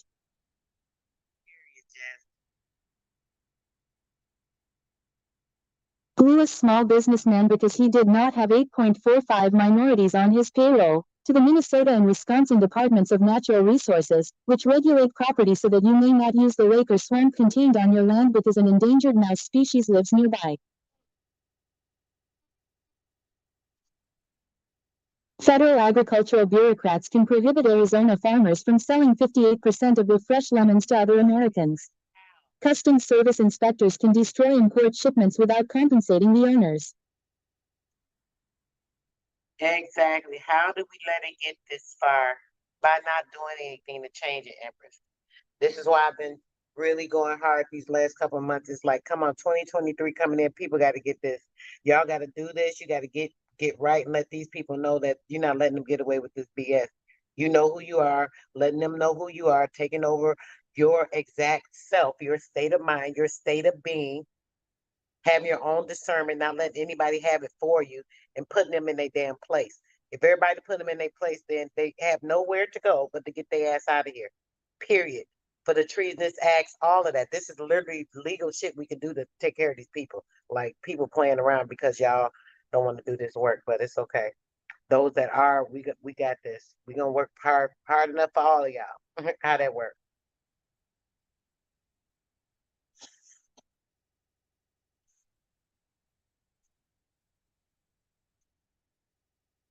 Y'all got to get Federal bank regulators are officially empowered to seize the assets of any citizen for allegedly violating written or unwritten banking regulations. Federal regulations dictate what price milk must sell for, what size California nectarines can be sold, what crops a person may grow on his own land, what apparel items a woman may sew in her own home, and how old excuse me, y'all. Sorry.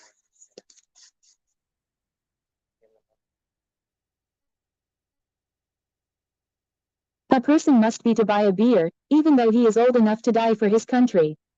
The Internal Revenue Service is carrying out a massive campaign against the self-employed that seeks to force over half of America's independent contractors to abandon their own businesses.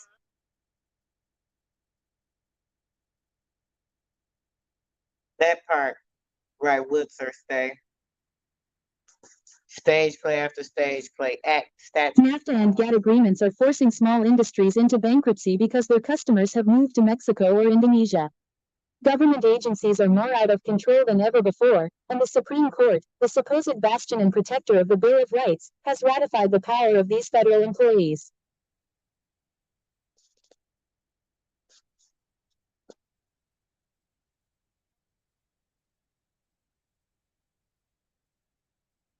Privacy is vanishing beneath the rising flood tide of government power. Government officials have asserted a de facto right to search anybody, anytime, on the pretext of terrorism. The average American now has no freedom from having government agents strip search his children, rummage through his luggage, ransack his house, sift through his bank records, and trespass in his fields.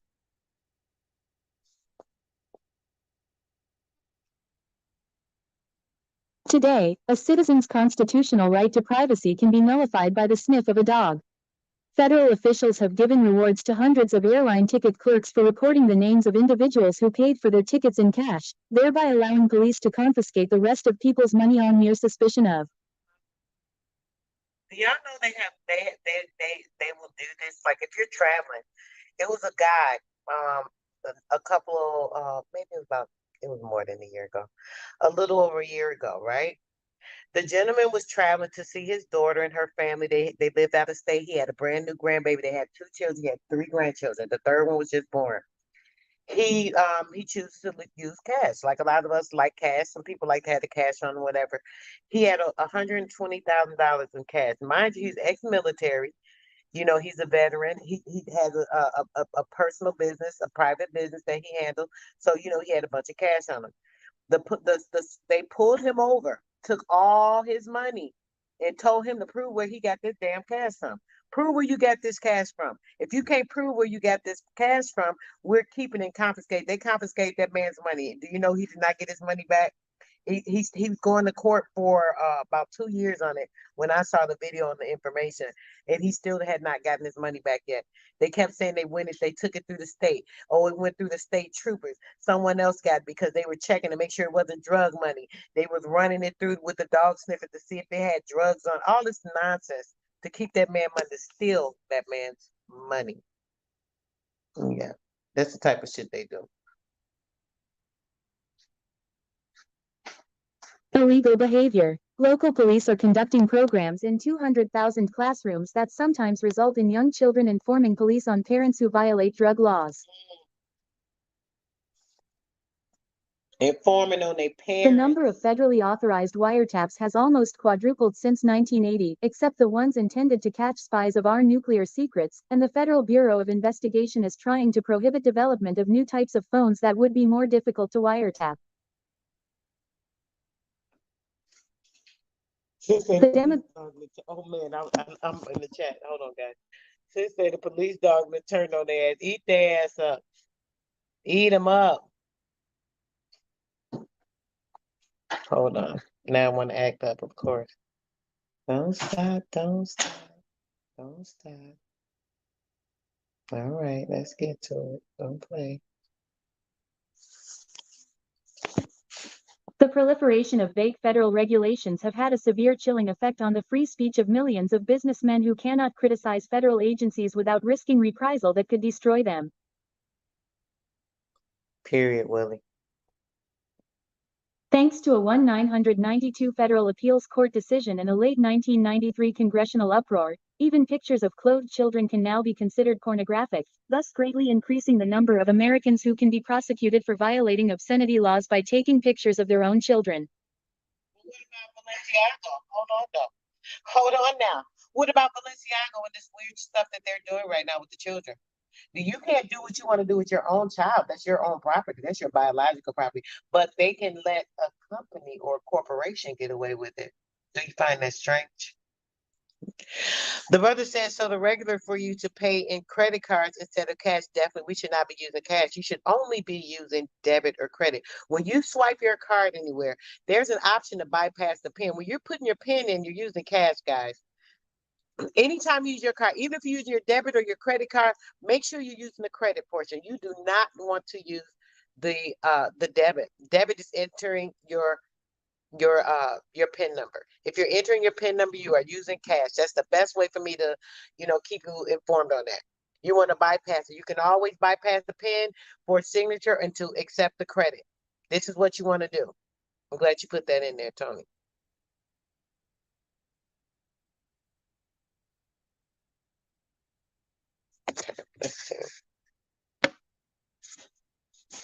The government is manufacturing more criminals now than ever before.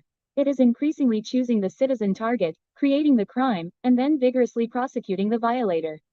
During the past 15 years, law enforcement officials have set up thousands of elaborate schemes to entrap people for crimes, such as buying plant supplies, asking for a job, or shooting.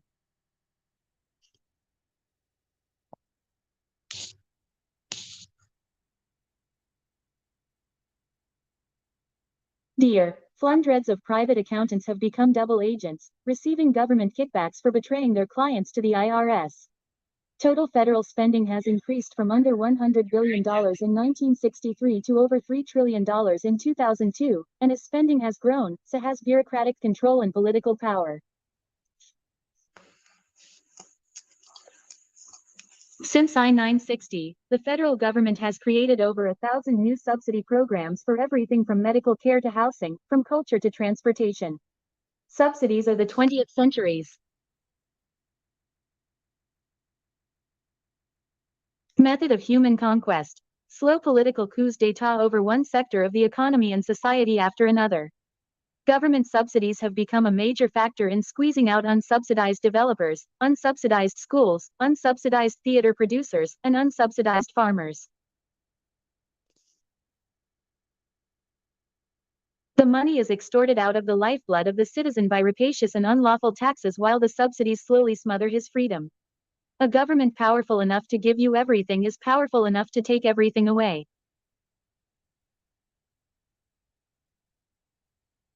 Former President Clinton set aside 1.7 million acres of Utah to be protected by the federal government. That sounds warm and fuzzy until you understand that the land federalized was the nation's largest reserve of soft coal. The electric utilities must now buy their coal for electrical generation from Indonesia soft coal owned by the Lipo Group, the same organization that donated millions to Clinton's election campaign.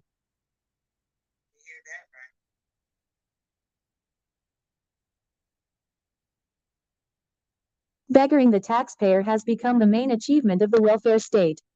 The federal tax system is turning individuals into sharecroppers of their own lives. The private economy has become an agent of the federal government. At least 50% of the total productive resources of our nation are now being organized through the political market in the form of taxes. In that very important sense, we are more than half socialist.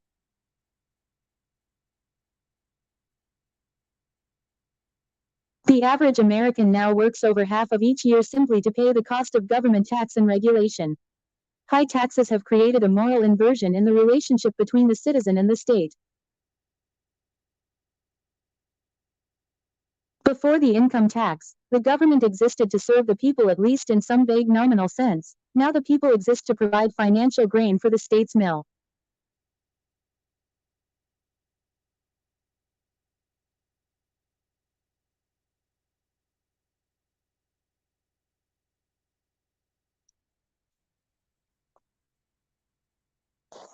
Federal court decisions have often bent over backward to stress that citizens' rights are nearly null and void in conflicts with the Internal Revenue Service. IRS seizures of private property have increased by 600% since 1980 and now hit over 3 million Americans each year. Period, Cherokee. Oh, Lord, it's happening now. Skin burst. Mm-hmm. Sure enough. Not only do we have more laws and regulations than ever before, but the laws themselves are becoming less clear, consistent, or coherent. An example is the tax code.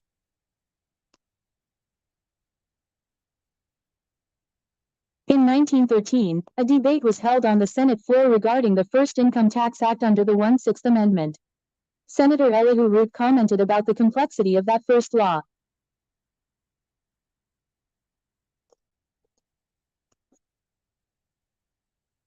His comment was humorous then, it is hilarious now, I guess you will have to go to jail. If that is the result of not understanding the income tax law, I shall meet you there.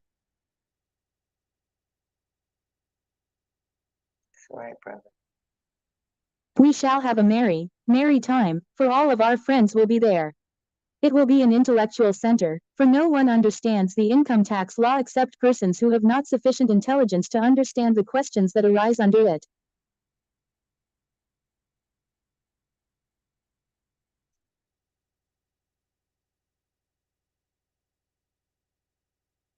All the confusion over an 80-page act then is exponentially compounded now by the current 10,000-plus page Internal Revenue Code 26 USC, along with more than 30,000 pages of implementing Internal Revenue Regulations 26 CFR and some borrowed from 27 CFR.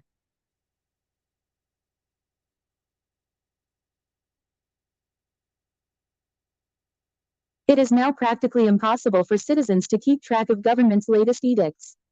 Today the law has become a tool with which to force people to behave in ways politicians approve, which is politically correct, rather than a clear line that citizens can respect in order to live their lives in privacy and peace.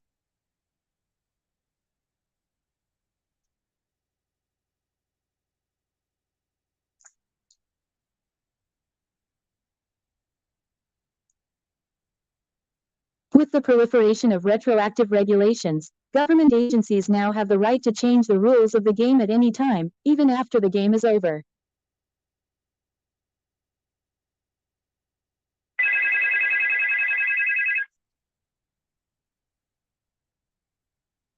The Rule of John Ashcroft, whereby federal officials on a whim create new rules to bind and penalize private citizens, has replaced the rule of law, the classical concept endorsed by the Massachusetts Constitution of 1780 as a restraint on government power.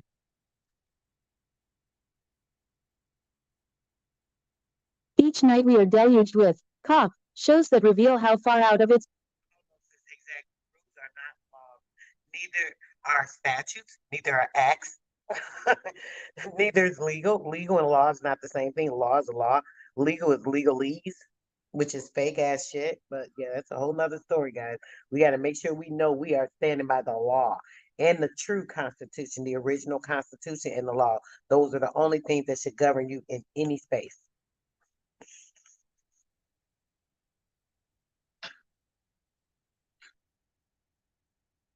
Each night we are deluged.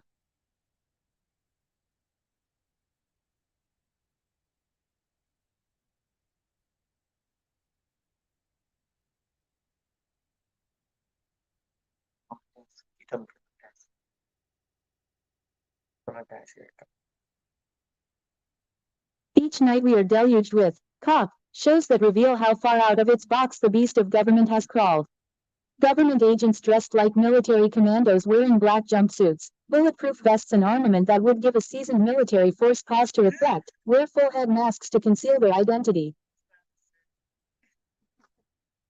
No one busy doing the constitutional work of the republic needs to wear ski masks concealing their identity. Criminals and outlaws wear masks, not constitutional officers.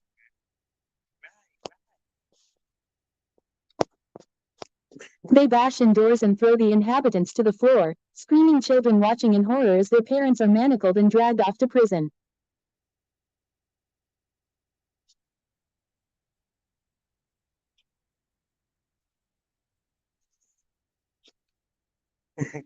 The government is supposed to set the example that we the citizens are required to emulate. When the government breaks the law, then there exists no law.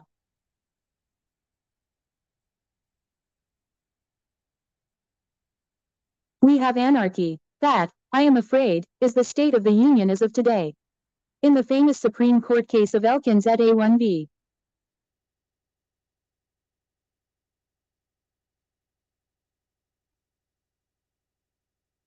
United States, 364 U.S. 206, the court, reinforcing judicial integrity, stated, in a government of laws, existence of the government will be imperiled if it fails to observe the law scrupulously.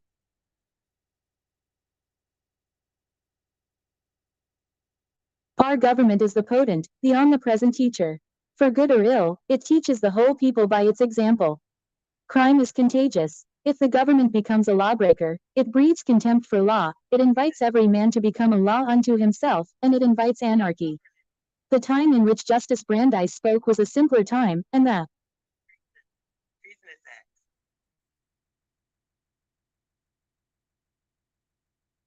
government had not broken the chains with which the Constitution bound it down. Unfortunately, the federal judiciary has opted out of the separation of powers doctrine of the Constitution, and now has become self-regulating.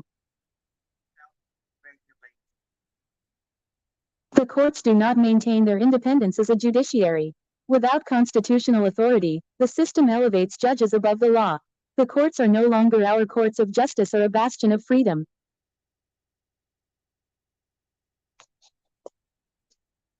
With the passage of the War Powers Act of 1933, they have become the executive's tool. The judges are little more than organized crime families. They have invaded the people's court and now only impersonate and give lip service to justice by exchanging obfuscation and sophistry in place of a justice system, void of any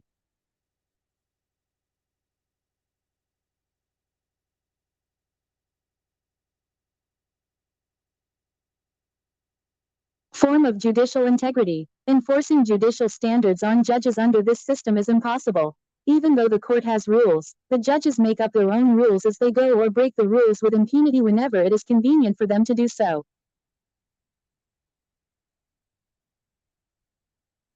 How can you take a judge to court when the judges control the court and have granted themselves immunity from prosecution? How do you call the police when it is the police who are breaking the law? The judge's dishonesty is contagious, and the government as teacher has sown the seeds of discontent.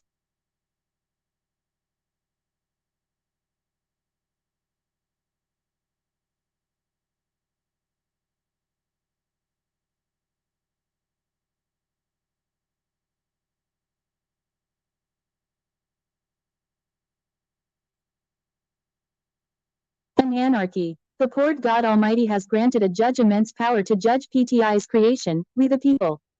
But along with that power comes immense responsibility, and that the court on the day of judgment will hold each judge to a higher standard of judgment. Text and trying to send messages. Hold on, guys. Let me get back to it.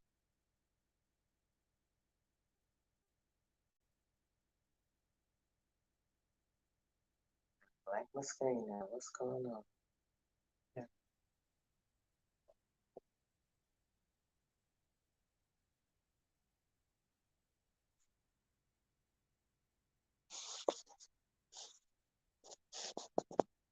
Government now appears more concerned with dictating personal behavior and political correctness than with protecting citizens from the private violence of murderers, muggers, and rapists. In 1990, for the first time in history, the number of people sentenced to prison for drug violations exceeded the number of people sentenced for violent crime. The number of people incarcerated in federal and state prisons in 201 was almost 4 times the number incarcerated in 1980, and America now has a higher percentage of its population in prison than any other country in the world, 2 million people. Long ass pauses, right? If those on probation and parole are taken into account, the number controlled by the justice system is over 6 million. So much for the land of the free and home of the brave, which is now just another oxymoron akin to military intelligence. Unfortunately, the more that government has tried to manage people's behavior, the more unmanageable American society has become. Gangs have replaced families, resulting in a greater proliferation of drugs and illegal weapons. Our babies are becoming parents with no jobs or education, spiraling an entire generation of children into grinding poverty and third world expectations of life. We have lost our moral compass as a people and have embraced a secular view of morality rather than God's. This observable fact, as America has entered the new millennium, is the circumstance of the New World Order, as envisioned and planned for a very long time by the international banking cartel and the United Nations.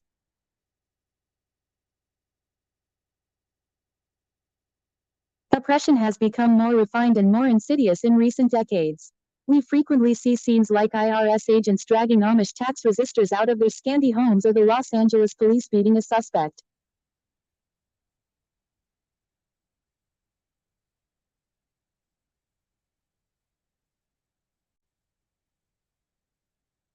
We can expect to see the frequency of similar scenarios escalate as we are pushed forward into a global government and the New World Order.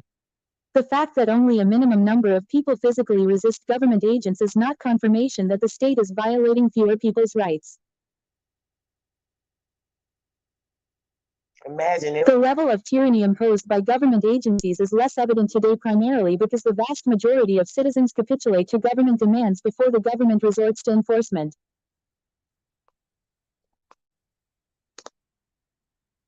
America is ripe for a cataclysmic revolution. The lack of an armed uprising is not evidence of a lack of discontent and hostility.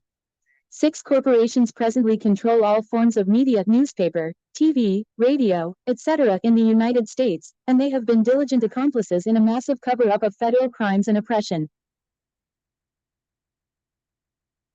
of the people. Many Americans apparently believe politicians and policy experts have been wise enough to create a government that does not crush the people it was created to protect and serve.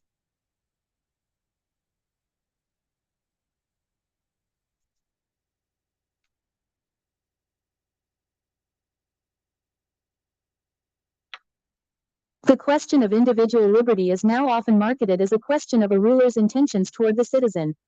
But lasting institutions are far more important than transient intentions.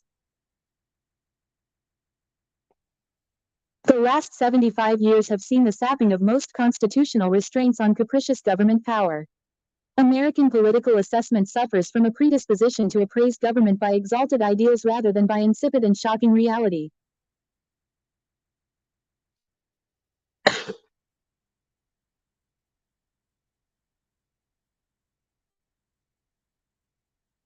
We have a romantic tendency to judge politicians by their dictum rather than by their day-to-day actions, and a tendency to view the growth of government power by its promise rather than by its results.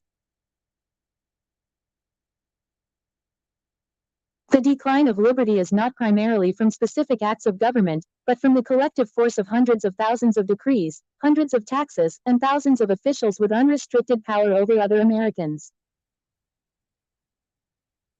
Our political leaders say they have tried to improve the quality of life by multiplying the amount of intimidation, by militarizing police power, by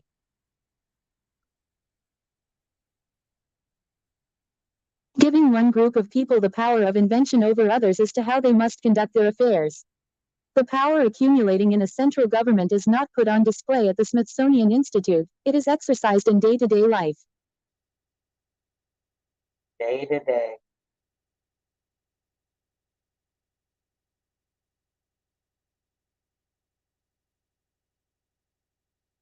The larger it becomes, the more oppressive it will become, regardless of the intentions of those who advocate larger government.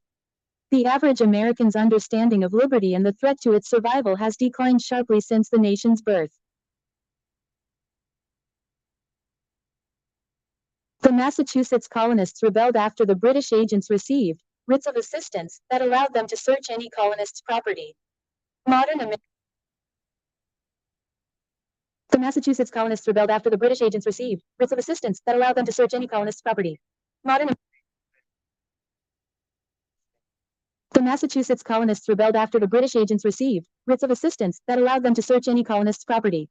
Modern Americans submit passively to law enforcement sweep searches of buses, schools, and housing projects without valid search warrants. Virginia revolted in part because King George imposed a 2-pence tax on the sale of a pound of tea. Americans today are complacent while Congress imposes billions of dollars in taxes, increasing the projected federal debt into double-digit trillions.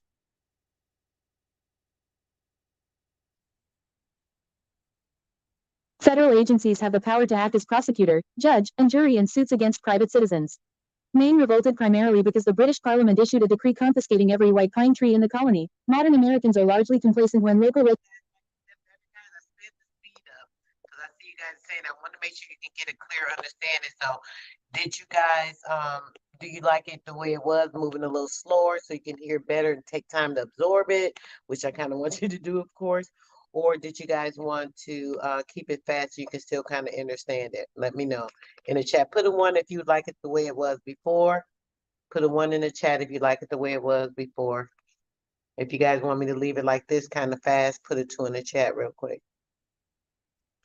I'll wait a second. Anybody, any couple of people, whoever likes it, either way, let me know. A 1 in the chat if y'all like it pretty slow, or a 2 in the chat if you guys want me to keep it sped up a little bit like this.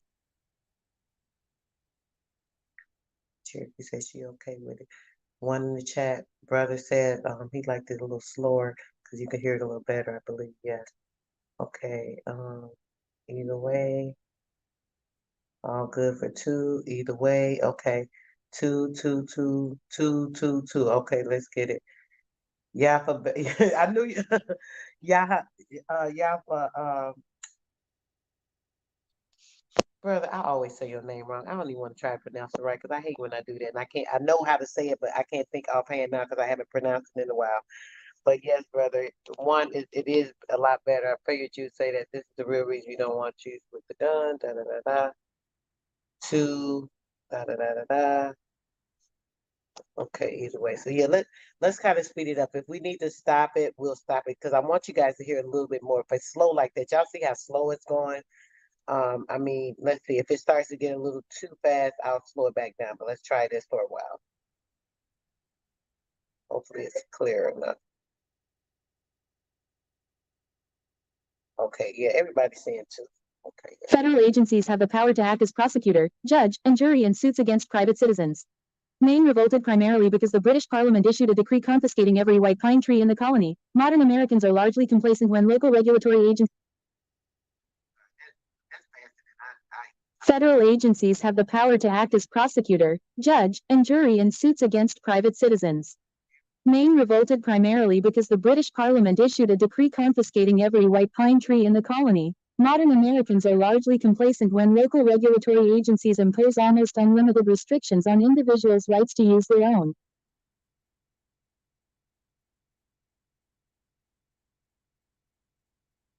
Property. The initial battles of the revolution occurred after British troops tried to seize the colonists' private weapons. Today, residents in Chicago, Washington, D.C., and other cities submit to de facto prohibition on handgun ownership imposed by the same government that grossly fails to protect the citizen from private violence.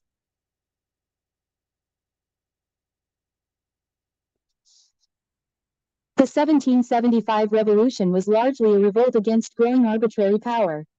Nowadays, seemingly the only principle is to have no political principle, to judge each act of government in a vacuum, to assume that each expansion of government power and nullification of individual rights will have no future impact. The Founding Fathers looked with horror at the liberties that they were losing, while modern Americans focus myopically on the freedoms that they still retain. America needs fewer laws, not more prisons. Needs fewer legal terms and statutes and things, but yeah, we won't say the laws. The Founding Fathers realized that some amount of government was necessary in order to prevent a war of all against all. By trying to seize far more power than is necessary or granted by the Constitution over American citizens, the federal government is destroying its own legitimacy. We face a choice not of anarchy or fascism, but a choice of limited or unlimited government. Because it is a necessary evil, it is necessary to vigilantly limit government's disruption of citizens' lives. We the people delegated to ourselves the responsibility as the ultimate protector of the Constitution. We the people are the ultimate court. When our government is unwilling or refuses to abide by the constitutional mandates we required, it is our sacred duty to stand up against that government and to either alter or abolish it.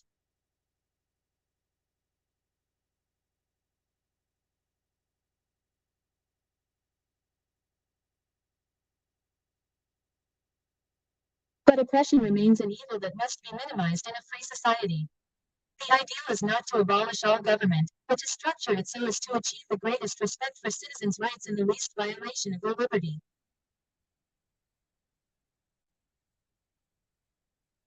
The question is not whether Americans have lost all their liberties, but whether the average American is becoming less free with each passing year, with each session of Congress, with each new shelf row of Federal Register publications.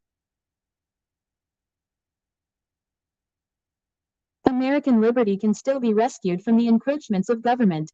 The first step to saving our liberty is to realize how much we have already lost, how we lost it, and how we will continue to lose our liberties unless fundamental political changes occur. I would propose that the Constitution be amended to require that the entire House of Representatives be composed only of females and the Senate be composed only of males. Uh-oh. I need to slow it down a bit.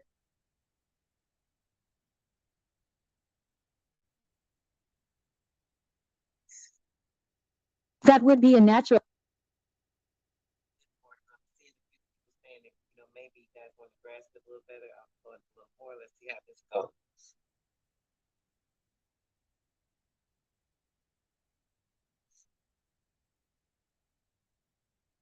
That would be a natural balance of power. It works in families. Why not Congress and the American family? The most recent example of congressional action and loss of liberty can be found in the new Patriot Act, short for Uniting and Strengthening America by Providing Appropriate Tools Required to Intercept and Obstruct Terrorism. This act of Congress primarily expands existing law, giving federal law enforcement agencies greater intelligence gathering power, and has the effect of curtailing or eroding constitutional protections for citizens.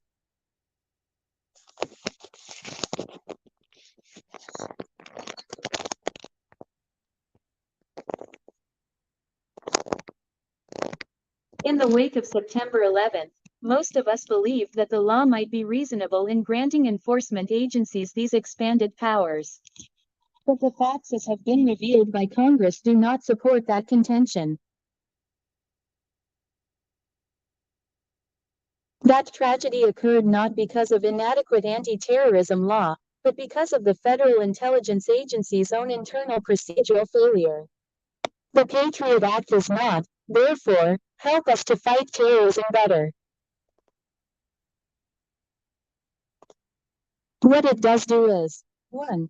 It upsets the balance of power in our government, putting unnecessary power in the hands of the executive, and brings us one step closer to what Chancellor Hitler achieved in pre-war Germany.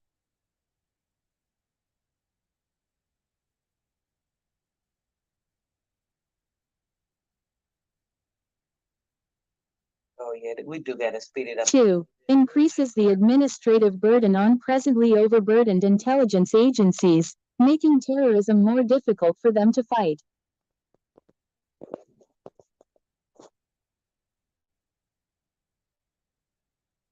Four different things. Oh my God, it's going to be.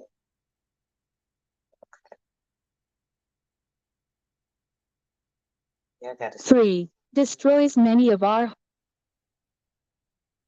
3. Destroys many of our hard-won unalienable rights and liberties for which so many of our ancestors in our own generation fought and died. The Patriot Act is a complicated law. I have assembled for this chapter the sections which I feel are most troubling. Specifically, the Patriot Act 1. Permits agents of law enforcement to enter and search your home, in secret, without ever informing you. The U.S. Constitution requires not only probable cause to search, but that you are notified of the search. Section 213 of the Patriot Act disembowels the notice requirement of the Fourth Amendment.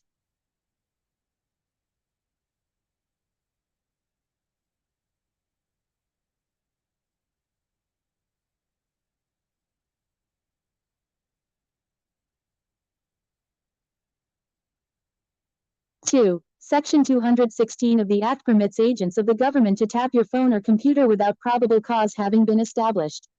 Under this section, a judge must authorize a warrant as long as law enforcement agents certify that the surveillance is relevant to an ongoing criminal investigation. No probable cause of criminal activity is required to issue the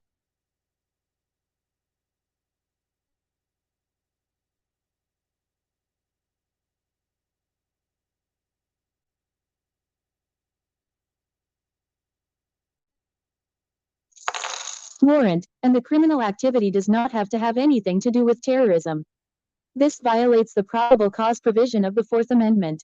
So for all intents and purposes, the Fourth Amendment is a dead letter. 3. In addition, Section 218 permits the government agent to carry out secret searches and wiretaps without showing probable cause merely by certifying that there is a significant foreign intelligence purpose.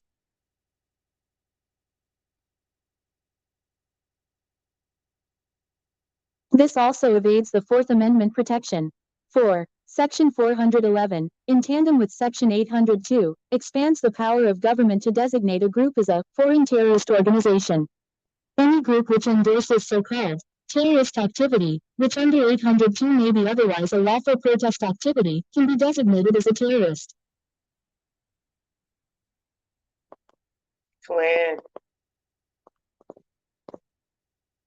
organization. This would enable government to designate such groups as the California tree huggers, protesters in Puerto Rico objecting to bombing of their land, or those protesters against the World Trade Organization, as terrorists, such as in Seattle, New York, Chicago and Washington.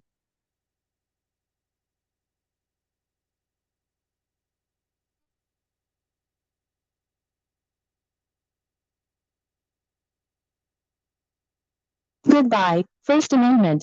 5. Section 411 also allows the government to indict anyone who provides material support or assistance to a terrorist organization. It is now possible for the federal government to determine that a domestic organization is in fact a terrorist group, i.e., the Michigan Militia, or Save a Patriot, American rights litigators, or any group who may disagree with government policy. One man makes the determination of terrorist the president.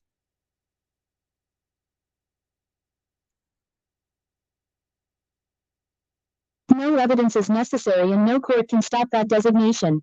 No more Fifth Amendment. 6. Section 412 of the Patriot Act permits the government to arrest and detain immigrants indefinitely for nothing more than a visa violation. In fact, of the 1,209 immigrant detentions since 9/11, the ACLU determined that only about 5 had been detained on terrorism-related charges.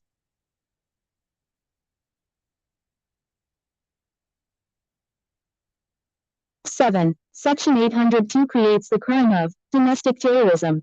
This criminalizes any acts of any member of the public that merely appeal to the government's determination to be intended to influence the policy of the government by intimidation or coercion, or to intimidate or coerce a civilian population. This section would make just about any act of civil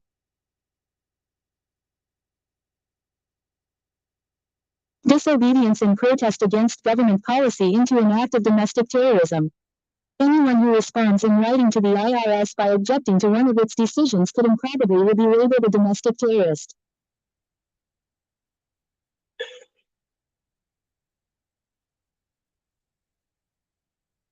There goes the Fifth Amendment. Our Congress, at the urging of the President and the Attorney General, has enacted criminal, unconstitutional legislation. As an example of its new application, we now see what is planned for the rest of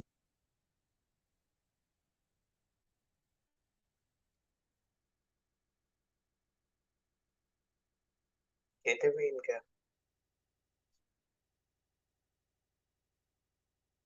Attorney General John Ashcroft said, "If you don't agree with the government, you are a terrorist."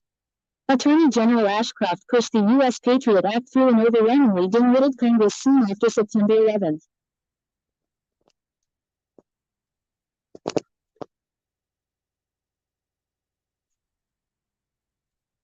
He has subverted more elements of the Bill of Rights than any Attorney General in American history.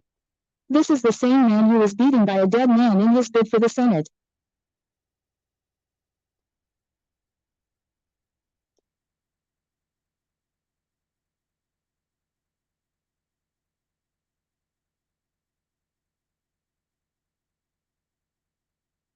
Under the Justice Department's new definition of enemy combatant, which won the enthusiastic approval of the President and Defense Secretary Donald Rumsfeld, anyone can be defined as an enemy combatant, very much including American citizens, and they can be held indefinitely by the government, without charges, a hearing, or a lawyer in short.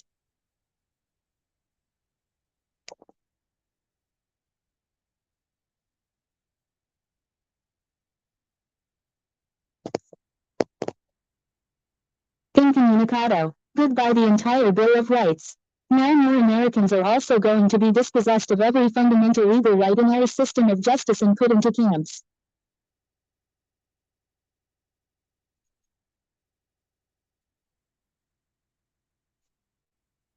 Ashcroft's Terrorism FBI Guidelines. The nature of the conduct engaged in by a terrorist enterprise will justify an inference that the standard for opening a criminal justice investigation is satisfied, even if there are no known statements by participants that advocate or indicate planning for violence or other prohibited acts.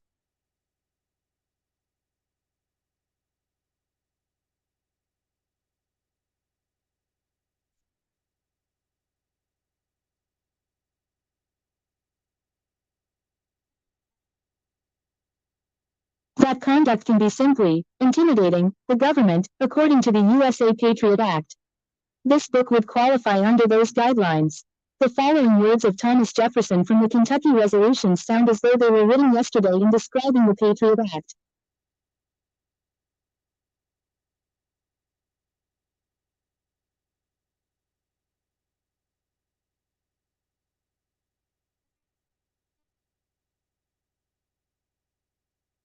That if the acts before specified should stand, these conclusions would flow from them. That the general government may place any act they think proper on the list of crimes, and punish it themselves whether enumerated or not enumerated by the Constitution is cognizable by them. That they may transfer its cognizance to the President, or any other person, who may himself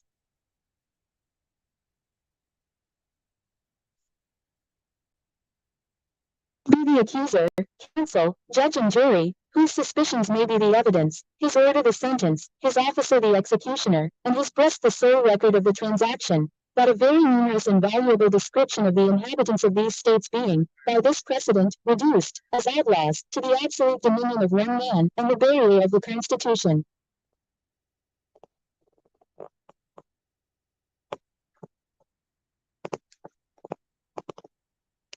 thus swept away from us all. No rampart now remains against the passions and the powers of a majority in Congress to protect from alike exploitation, or other more grievous punishment, the minority of the same body, the legislatures, judges, governors and councillors of the states, nor their other peaceable inhabitants, who may venture to reclaim the constitutional rights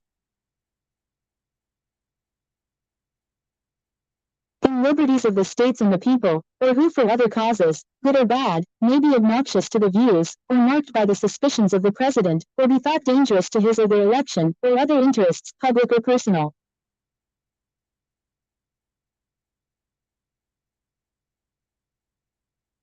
Jefferson's statement is as valid in 2003 as it was in 1798.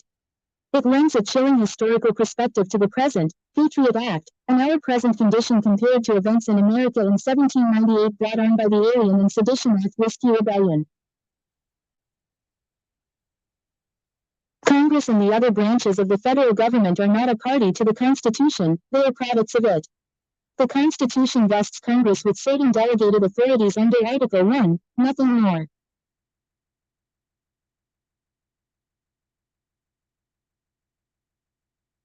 Within its own borders, state authority is antecedent to that of the United States, and as parties to the Constitution, the several states have both the right and responsibility to correct their agent, the United States, when ambition seeks to abuse or expand powers which have been delegated.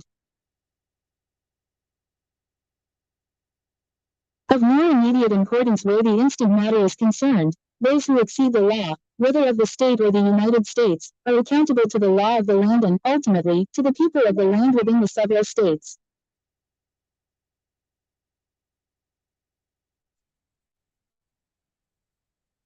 Operation under color of law is outlaw, criminal, and accountability must be in law.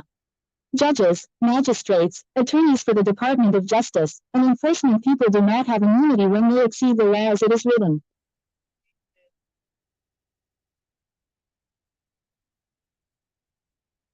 This war on terrorism is not a war at all. Congress is the only constitutional body that can declare war. It is a convenient tool being used by the President to expand power and control over each of us citizens, nothing more. The government will not be happy until the last vestiges of our Constitution are torn from us, leaving no protection from the servitude expected from us all.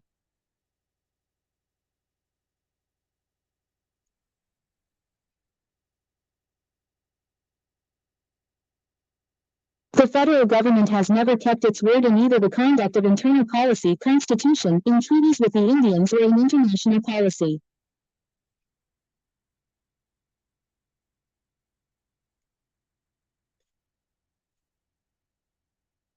The course of conduct being displayed by the government is merely ensuring that new generations of terrorists are being created at home as well as abroad.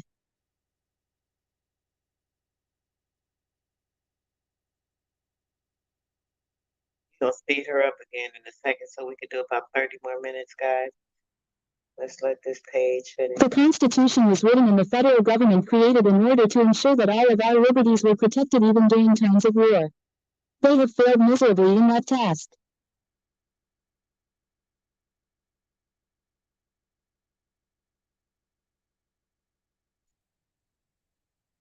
Ashcroft now says that, we will protect you, but some of your liberty must be surrendered to enable us to protect you. Rubbish. It is time that all Americans with courage say to the federal government, go to hell. There can be no higher expression of patriotism than opposing your government when you believe they are wrong. That should be the responsibility of our state governments, but they have bought into the federal agenda because it expands their power and control over us, and they are no better than the federal fascists that they emulate.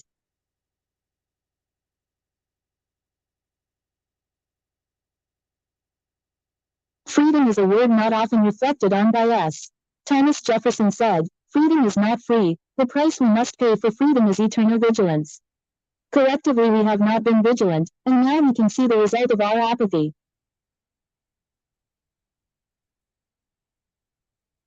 It is not too late to correct our agent, the federal and state governments.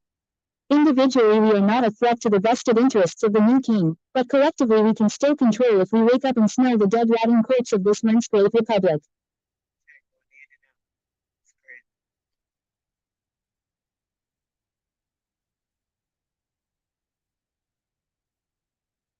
Together we must demand that they cease and desist in their plan for world domination and control over us before the United States of America crashes, smoking and burning, upon the scrap pile of history.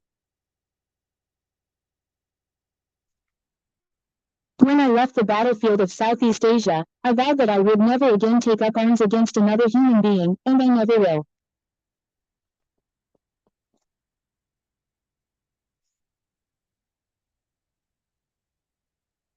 But as long as I have a breath in my body and a right of freedom of expression, I will educate, agitate, and indoctrinate as many of my fellow Americans as possible in order to stop or delay this march into madness that we are now on.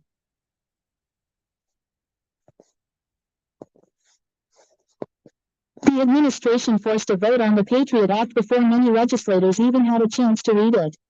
That is the way the world elite always slip in legislation that destroys our freedom.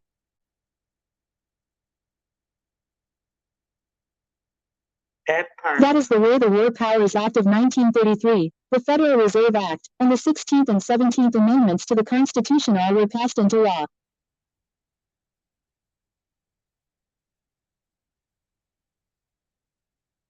Then, NAFTA, that and countless other laws were shoved down our throat because Congress has no backbone nor are co-conspirators in treason. The Patriot Act passed by a majority of 337 to 79. We must prevent these changes from becoming malignant and spreading to the body politic. Insist that the Congress require these anti-terrorism laws be re-examined in a few years before they become permanent. Now, you heard her mention the body politic. I've spoken about this before with you guys, which is the Leviathan, Leviathan, Leviathan, body politic. I want you guys to look that up, study that information, and give you a little more clarity as well. Leviathan, body politic. The body politic is Leviathan. Check it out.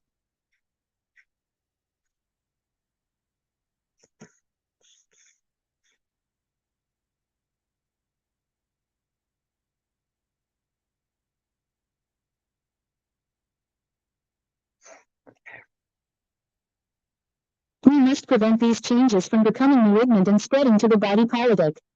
Insist that the Congress require these anti-terrorism laws be re-examined in a few years before they become permanent. This is your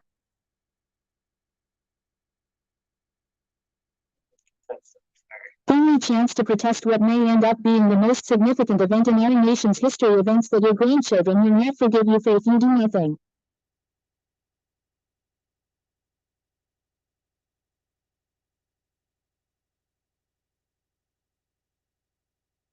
Yeah. Some people argue that we live in a lenient society that has more than enough liberty but we can afford to lose some.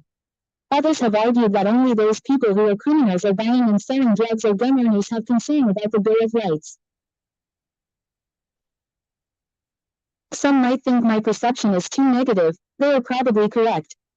But being a sentinel for freedom is my responsibility and yours as well if we wish to remain a great nation.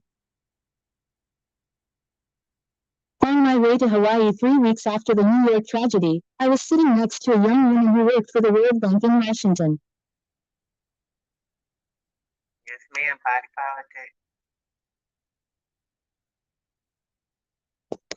politic. Right. She maintained those sentiments. As I excused myself and moved to another seat, I told her that I was not going to spend the next 7 hours listening to an idiot math concepts about which she had absolutely no understanding of the gravity of her conclusions. In my opinion, most of the general population who espouse those beliefs do not have the brains God gave a goose. They don't realize that once the freedom is given away, it will never be returned, and the rights which are used by criminals to evade incarceration are the same rights which protect each of us. If one is denied that right, so too will all be denied that right. In undergraduate school, I took several American history courses, as that subject has been of interest to me for the last 30 years and it is an excellent foundation for law.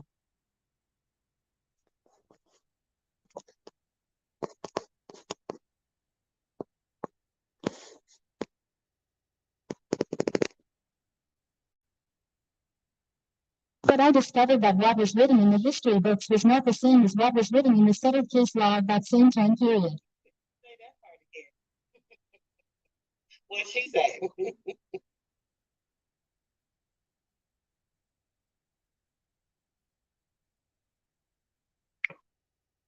Keep trying to close the browser.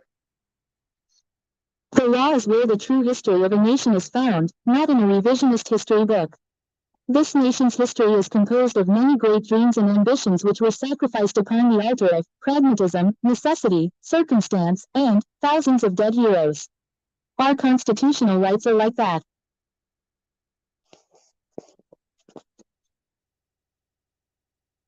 The government has never simultaneously observed all the first 10 amendments to the Constitution for the United States of America as they are actually written. The government, all three branches, has always been quick to say, that's not what they meant, as if we are too stupid to read the simple language of that compact and understand the founders' intent, and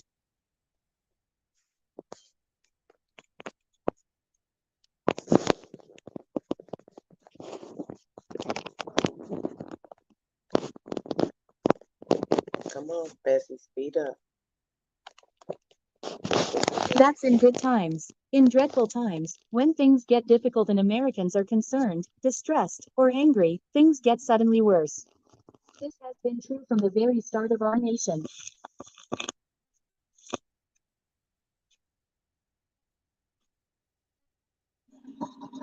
Oh, guys, I didn't even notice my phone about to die. Give me a second.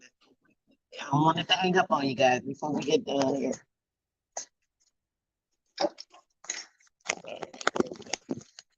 Got it. I just noticed, and I'm glad it didn't hang up on us, guys. All right. Get it over here by the charger so we can make sure you guys can hear it.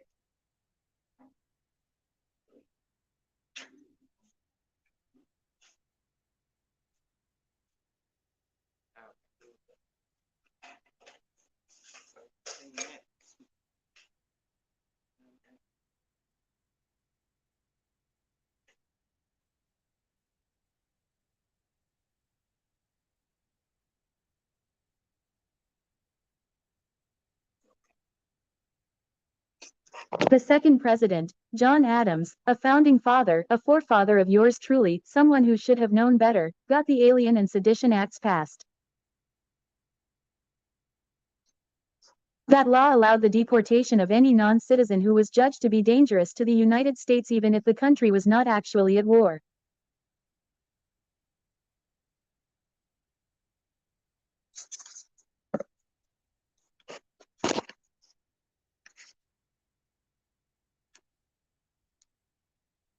No Okay. trial was required. The Sedition Act made criticizing the government a prison offense. These laws were passed and used to silence the public's opposition to Adams' foreign policy, especially used to imprison newspaper publishers of the opposing political party Thomas Jefferson's Democratic Republicans. A long time ago, right? That may be so, but it was the beginning of a tradition within our body politic. In the 20th century, there was the infamous Sedition Act in World War I.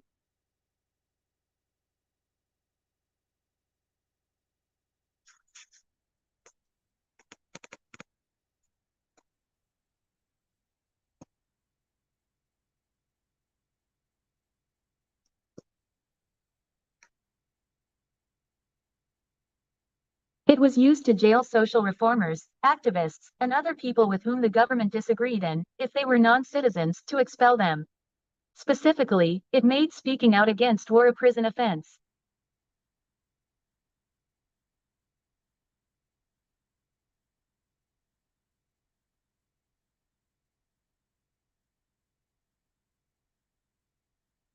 Prominent journalists and civil libertarians were jailed for merely reading from the Constitution. Oliver Wendell Holmes, the famous, liberal, Supreme Court Justice, voted to uphold this curtailment of the First Amendment with his now famous statement comparing the activism for peace during war to shouting fire in a crowded theater. I have often believed that a judge is a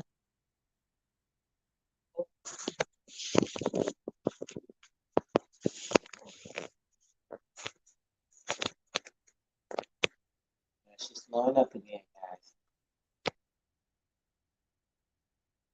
lawyer with a 50 IQ, nothing more.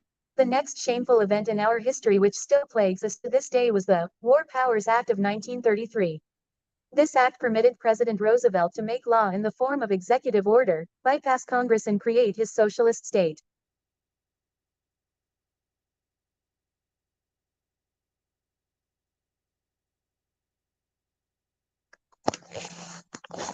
We, citizens of this country, were ever after to be considered enemies of the United States who must be licensed to engage in any commercial activity.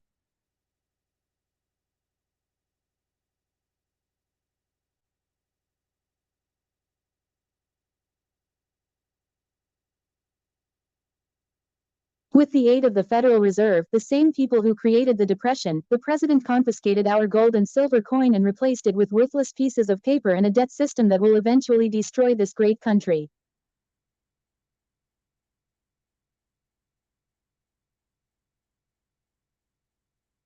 Our land and our labor were pledged to the Federal Reserve Bank, Inc., as collateral for a debt system that could never be paid. How can this most important event in our history not be taught in school? Everyone knows about the imprisonment of Japanese Americans during the Second World War.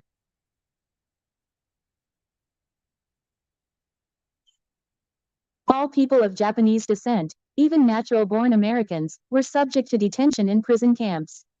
The federal government jailed 120,000 men, women, and children for 3 years for the crime of being Japanese. The Supreme Court upheld the capture, internment, and the effective seizure of their property. That fact alone confirms my theory that they all have IQs of 50 or lower. The Smith Act, also passed during this period in 1940, before America's entry into World War II, mandated the fingerprinting and registration of all aliens.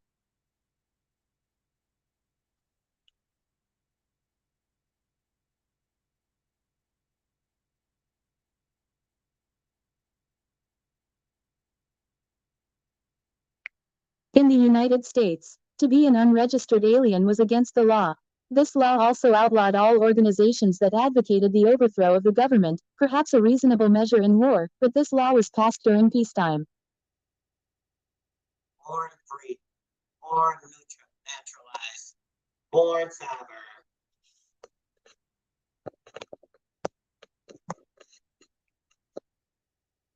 The Smith Act was abused to jail labor leaders, socialists and communists who were opposed to the ways of the robber baron capitalists, the very ones who created the conditions for the Great Depression.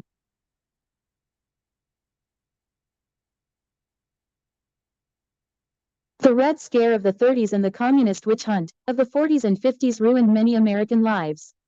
Their only crime was to know the wrong people, or to hold liberal opinions, or to have such opinions in their youth and the gall to stand up to demagogues and others who used anti-communism as the key to increasing their own power. The 1950 Internal Security Act, passed by a supermajority to override Truman's veto, required registration of people and groups who were communists or who had beliefs similar to communists. Right, Cherokee. That part. It created detention centers around the country, which would be filled with FBI-identified subversives if the president declared an emergency. Those detention centers are still in existence and new ones have been built all over this country to hold us. There are over 43 of them at present under the direct control of the Federal Emergency Management Agency FEMA. More recently, many are familiar with the history of the civil rights and anti-Vietnam War movement.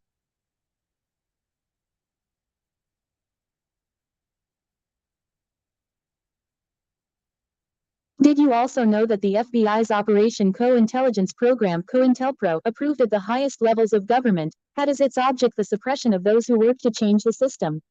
It was used to intimidate the membership, discredit leadership, and even put into jail those who fought for freedom and peace, in a manner.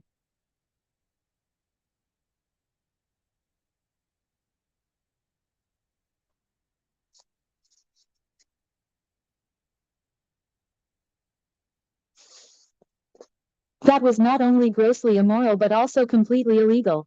That was only 30 years ago. And there is Watergate and Nixon's inches-thick list of enemies.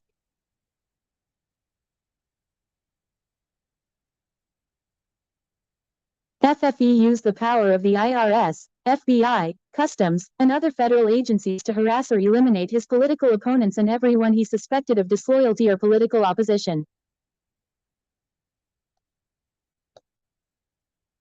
That took place only 25 years ago. And now, after 25 years of drug war and a drug war-friendly Supreme Court, we've seen our protections under the Fourth and Fifth Amendments eroded to nothing.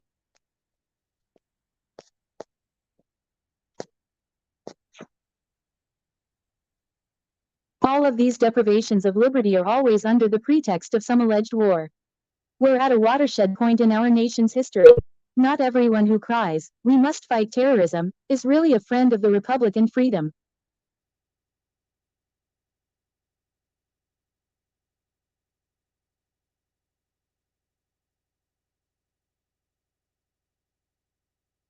Some people think that we should live in a society with a lot fewer civil rights. They believe that some opinions should be illegal, some activism should be forbidden. It is this type of individual that permeates the Congress and the federal judiciary.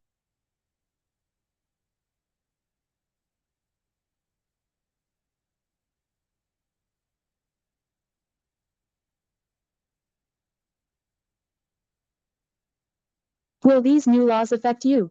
Maybe not at first, perhaps. They'll be used to stop people with whose opinions you disagree, to jail civilian militiamen from Montana and Michigan, to put a stop to the KKK, ACLU, Operation Rescue, or Greenpeace. Depending on your political beliefs, that's a good thing, right? But the way of judging such a law is not how it operates today, but how it will operate when your most feared enemy is in control. Who is your most feared enemy? If no one you know now qualifies for that position, imagine what use these new laws could be put to by Hitler, Stalin, Osama bin Laden, or even George Bush Jr. How would you safeguard your freedom and those of your friends and family when your opinions are labeled as terrorist? My point is this: freedom walks a very narrow road.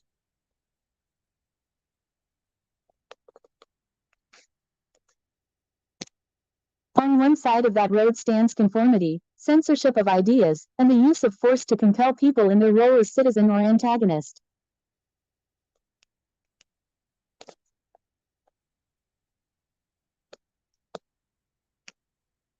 On the other side stands social engineering and political dissent.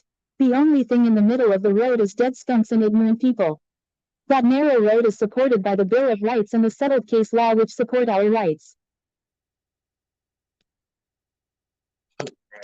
There's nothing magical about the Constitution. It's a dead tree ground into paper so those immortal, heavenly concepts of freedom and self-government could be memorialized. It's a document written by people for people and interpreted by other people.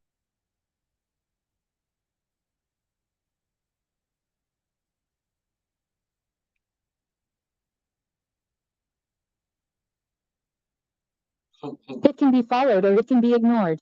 If it's followed, there are a few precious, fundamental restrictions on government actions against the individual.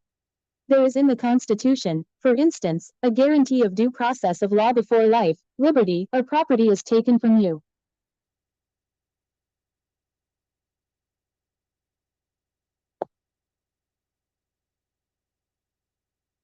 They hate when you go to telling this law and putting this information out, especially these motherfucking. This isn't a guarantee that you won't be wrongly prosecuted, or that you won't be investigated or even punished for your beliefs. It's only a guarantee of exposure to other people, your fellow peers in the press, including some judges. Especially these fake ass wannabe and more people.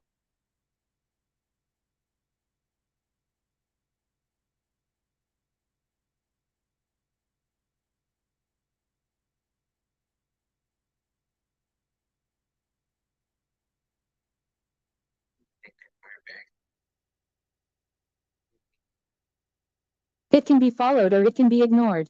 If it's followed, there are a few precious, fundamental restrictions on government actions against the individual. There is in the Constitution, for instance, a guarantee of due process of law before life, liberty, or property is taken from you. This isn't a guarantee that you won't be wrongly prosecuted, or that you won't be investigated or even punished for your beliefs. It's only a guarantee of exposure to other people, your fellow peers and the press, including. Sometimes that exposure is enough to make the difference, sometimes it's not. The judges are there only to make sure that the rules were followed. Justice does not reside in the courtroom. Bitch, I had one eye since I was 10 years old. You think that bothered me, fucking freak? You're a freak and a weirdo. If you want justice, go to church. That's in God's hands. All the judiciary cares about is if the rules were followed, nothing more. The same Congress that has legislated our freedoms away writes the rules. But when by our apathy we set aside those few guarantees contained in the Constitution, when we allow searches made in secret, the seizure of property without trial, the detention of people without proof of a crime or opportunity to defend themselves, then that form of democracy becomes a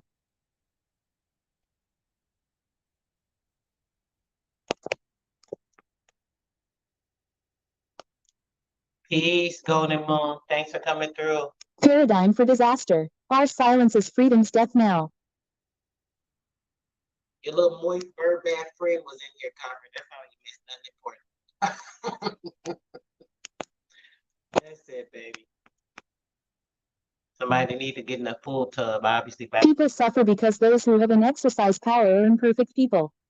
They always make mistakes. They get eager in protecting us and, in so doing, forget that the actions of the overeager bureaucracy are the clear and present danger to the. Some of them have a desire to exercise and abuse their power, to silence their antagonists, to persecute those who are different from them, to make others bow to their demands.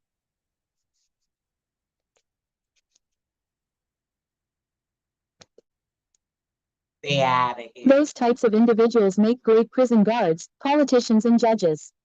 A strongly respected constitution helps keep a restraint on all that. Nothing but God can stop a government that is resolute to ignore its constitution. The War Powers Act, Alien and Sedition Acts, Red Scare, Watergate, COINTELPRO and now the Patriot Act, are examples in our shameful history that illustrate a government completely out of control.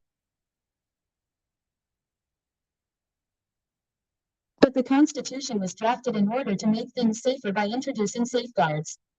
Competing interests and the separation of powers doctrine between the three branches of government, each jealously protecting its own power, are the instruments by which our freedoms are enforced or should be. When they are not, then you'd better watch your ass if your opinions are unpopular, unpalatable, or even dangerous to the status quo. The first rule of watching your ass is making sure that you don't look or sound like an enemy of the state. My grandma used to say, if you mad scratcher, you know what, and get glad. That goes for the dirty people.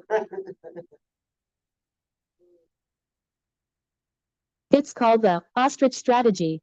Self-censorship is always the first step in the loss of freedom, lest you draw attention and the power of those who might do you harm for speaking your opinion. Look at that. Speak of the devil. Look at that. Y'all see how our ancestors be knowing how to protect us from that nasty ass energy? Let you know exactly what's going on. Ain't nothing new. Self-censorship makes it easier for further more draconian steps to be taken, as no one says, stop. This is unconstitutional. We fear that if we said that, we might be singled out for government reprisal. When Hitler attacked the Jews, I was not a Jew, therefore I was not concerned. And when Hitler attacked the Catholics, I was not a Catholic, and therefore I was not concerned. We ain't gonna get into that right now, but yeah, that part. And when Hitler attacked the unions and the industrialists, I was not a member of the unions and I was not concerned. Then they attacked me in the Protestant church and there was nobody left to be concerned.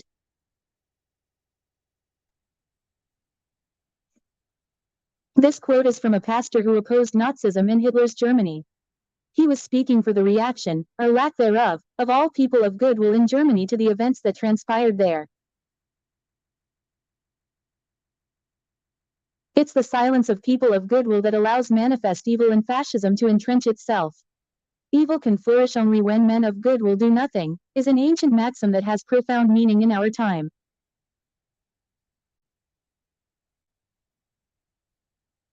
I am not saying that the US government is filled with Nazis. God willing, that specific species of human lunacy will never return. But the lessons learned in the fight against fascism should always live within us like a festering boil on the surface of our consciousness.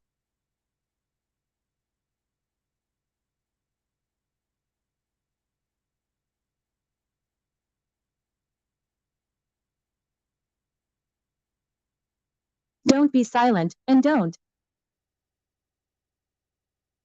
censor yourself. Speak out against those in power and let them know you disagree and that you are watching their every move. This is the responsibility of citizens in a republic. Responsibility of the citizens. You have a responsibility. I keep telling y'all. I believe a republic's strength does not result from voting. In our country, half don't vote because there isn't much in the way of a choice. There is Daryl, my brother Daryl, and my other brother Daryl, not a penny difference between them. But we still have a strong country because people have a right and feel safe in expressing dissatisfaction. This operates as a relief valve for our frustrations and criticisms of those in power. There's a partition between our leaders and us that has grown larger with each passing year and each new shelf row of Federal Register publications. Many of our representatives are hearing only the call from the President and Attorney General to give them more power in order to make us safe from terrorism, no matter the cost, no matter the loss of precious freedom. Absolute safety can be achieved only in a police state, and then it is the state that is the source of all terrorism. This has been the story of human societies from time immemorial. Few of these new laws are made for the prosecution of a war on foreign terrorists. We already have every legal tool needed to do this. The purpose of most of these changes is for the collection of more information about Americans, without the regulation of a judge and the restrictions imposed by the Constitution.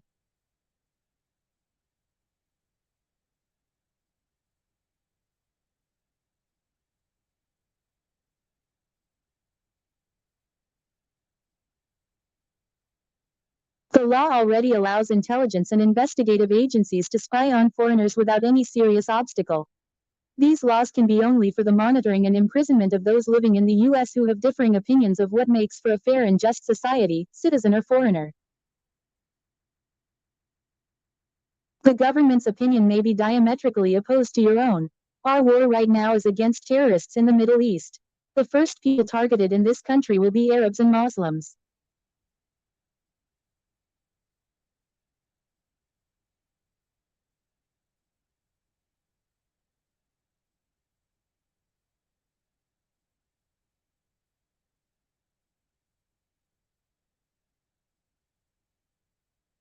Come on, lady. This is the last paragraph, guys. So we're gonna do a part two on this.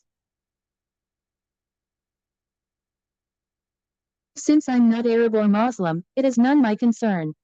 Next will be the civilian state militias. Since I am not a member of the militia, it is none my concern.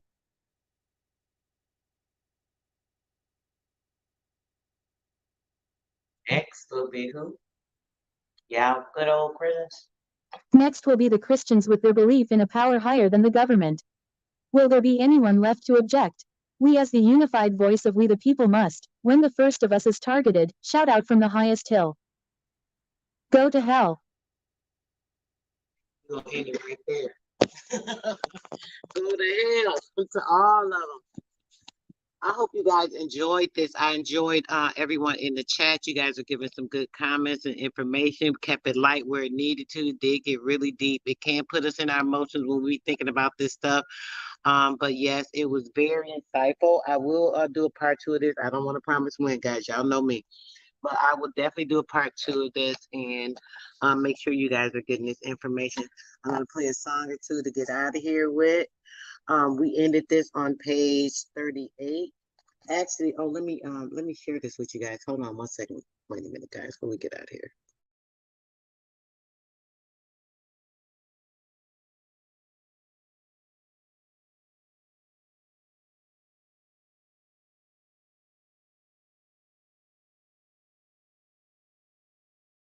All right, guys, I'm gonna drop it. I'm getting it, and I'm taking it to the other page so I can drop it in the chat. I ended at page 38. You guys can pick up there, and kind of get a little more in-depth information, and I'll actually be doing a part two on this soon. Give me just a moment to put this in the chat. Kind of get a little more in-depth information, and I'll actually be doing a part two. All right, there it is, guys. All right, that is Fruit from the Poisonous Tree. And I want you guys to definitely read that. It's a very good book. You can read that in a week or so. It's only I think it's 320 something pages, something of the sort. So you guys can read that, get your try to get a little more informed on that. We've been going over so much of this information lately. I hope you guys have been benefiting.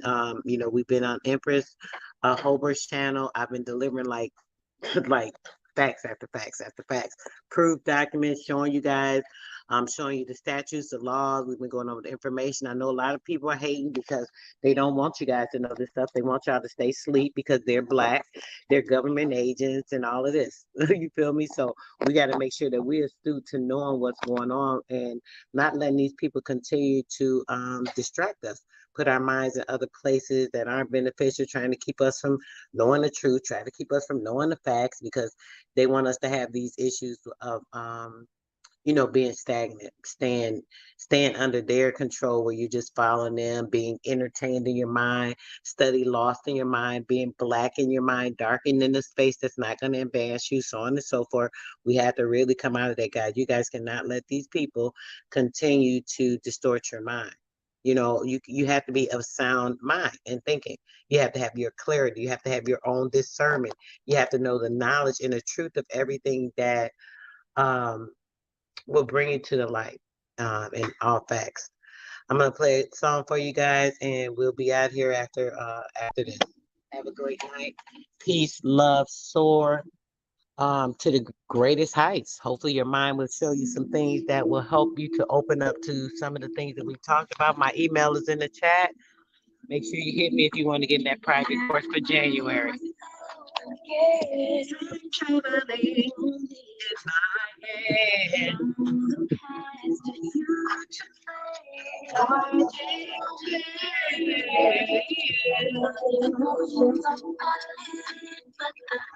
It's not to be triggered every time. It's just like it's okay.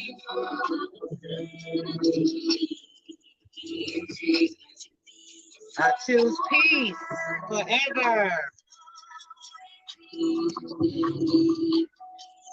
Present. I am enough as I am. I am.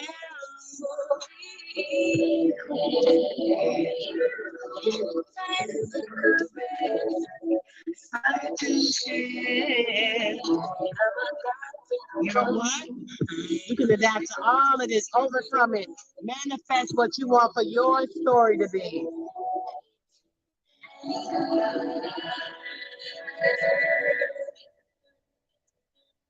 The balance between contemplating and the universe working itself out. All that I need direction I can't doubt. No doubt. Emotions are tested, but the goal is not to be triggered every time. It's just life. It's okay.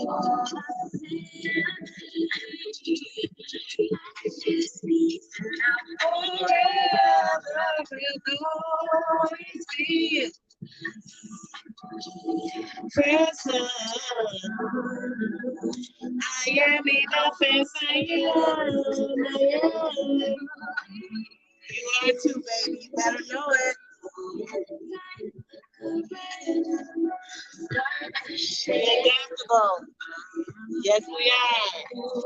I am adaptable.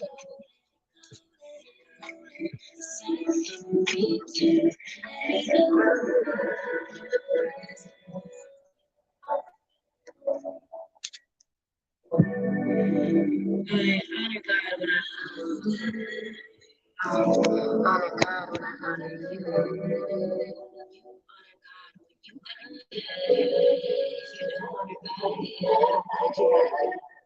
honor me. I'm gonna play this last one out. Going out. Peace, love, bliss, y'all. We out after this. I will get with you guys for part two, hopefully very soon. And in the meantime, I'll probably see you guys over on Empress channel. We'll be doing the build soon this week. All right, guys. Peace and bless. Ignore the black word. Ignore the black word. Listen to the meaning now. This is a nice song. I like it. It's fire. You the government, government. You the government, government. Nigga was smoke up out of their nose and throw they dragons fine. I think it's savage, the crack of this scamming the average and damn it, these niggas believe it. I want you to rest, so I give you the key so your eyes will be quick as the trick of the sleeve. They got niggas picking to be evil, you know the devil deceive and play with your mind, got you thinking. There's no other option out even. I was been keeping a secret, now I'm gonna leak it and look for this cause I want you to see that they underachieving. Take a declaration and make it a treaty. That's how we gon' beat them. Let me take it slow. 2012, 8 years ago.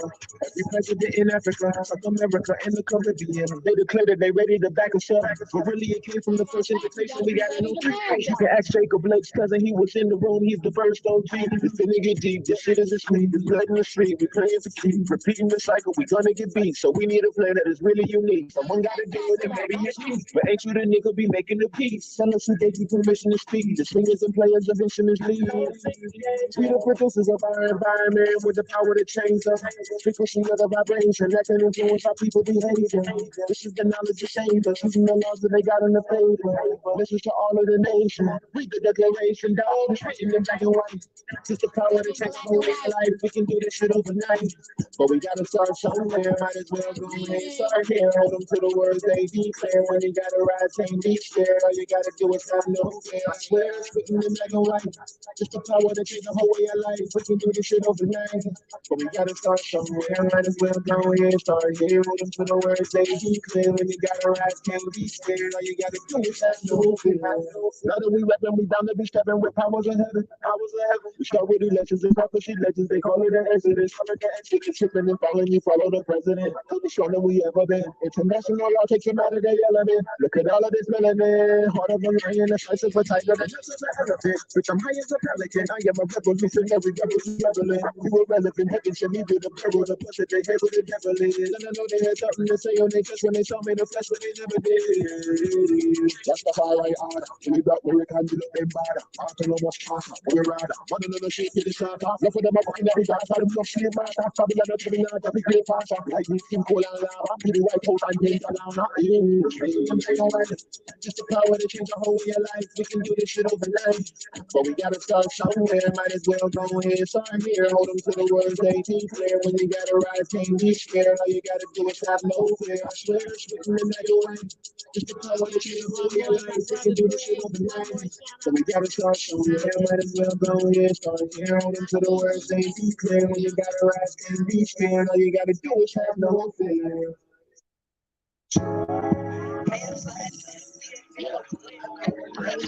Let's get it. Let's get it.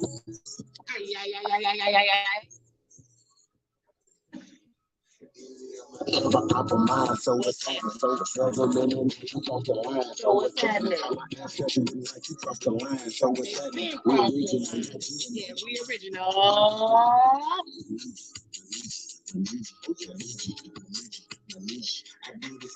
I do this to y'all. That's what's up. Yeah. I ain't never scared.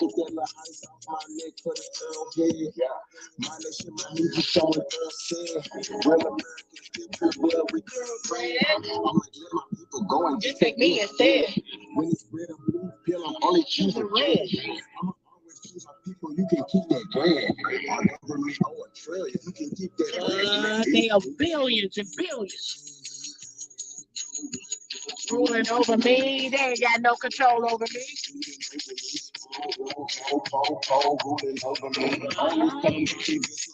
My people, my people, my people.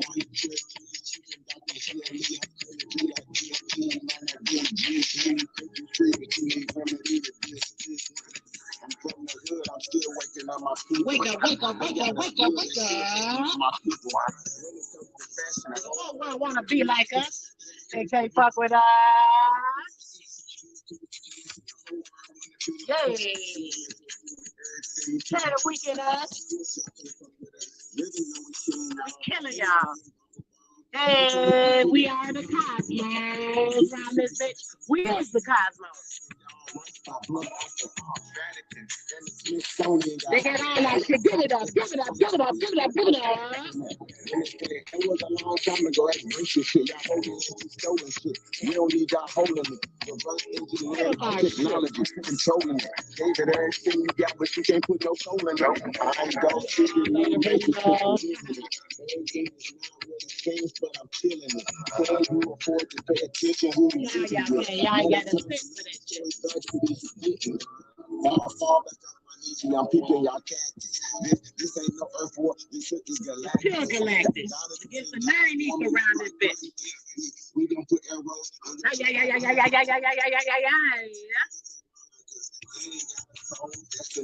a child like that. They ain't got no soul like you. They Jimmo. They Jimmo. Nobody lost their way like that. Wait for my mom in the way. Shit, you still gotta stay with us around this bitch. What I'm feeling. Everybody ain't here to start. Children. Ain't no in between in this shit.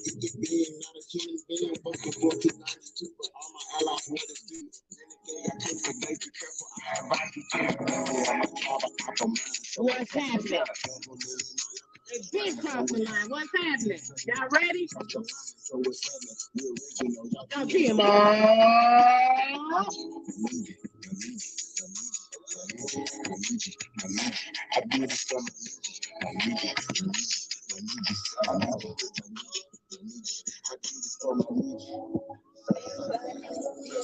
Period, period, period, period, period.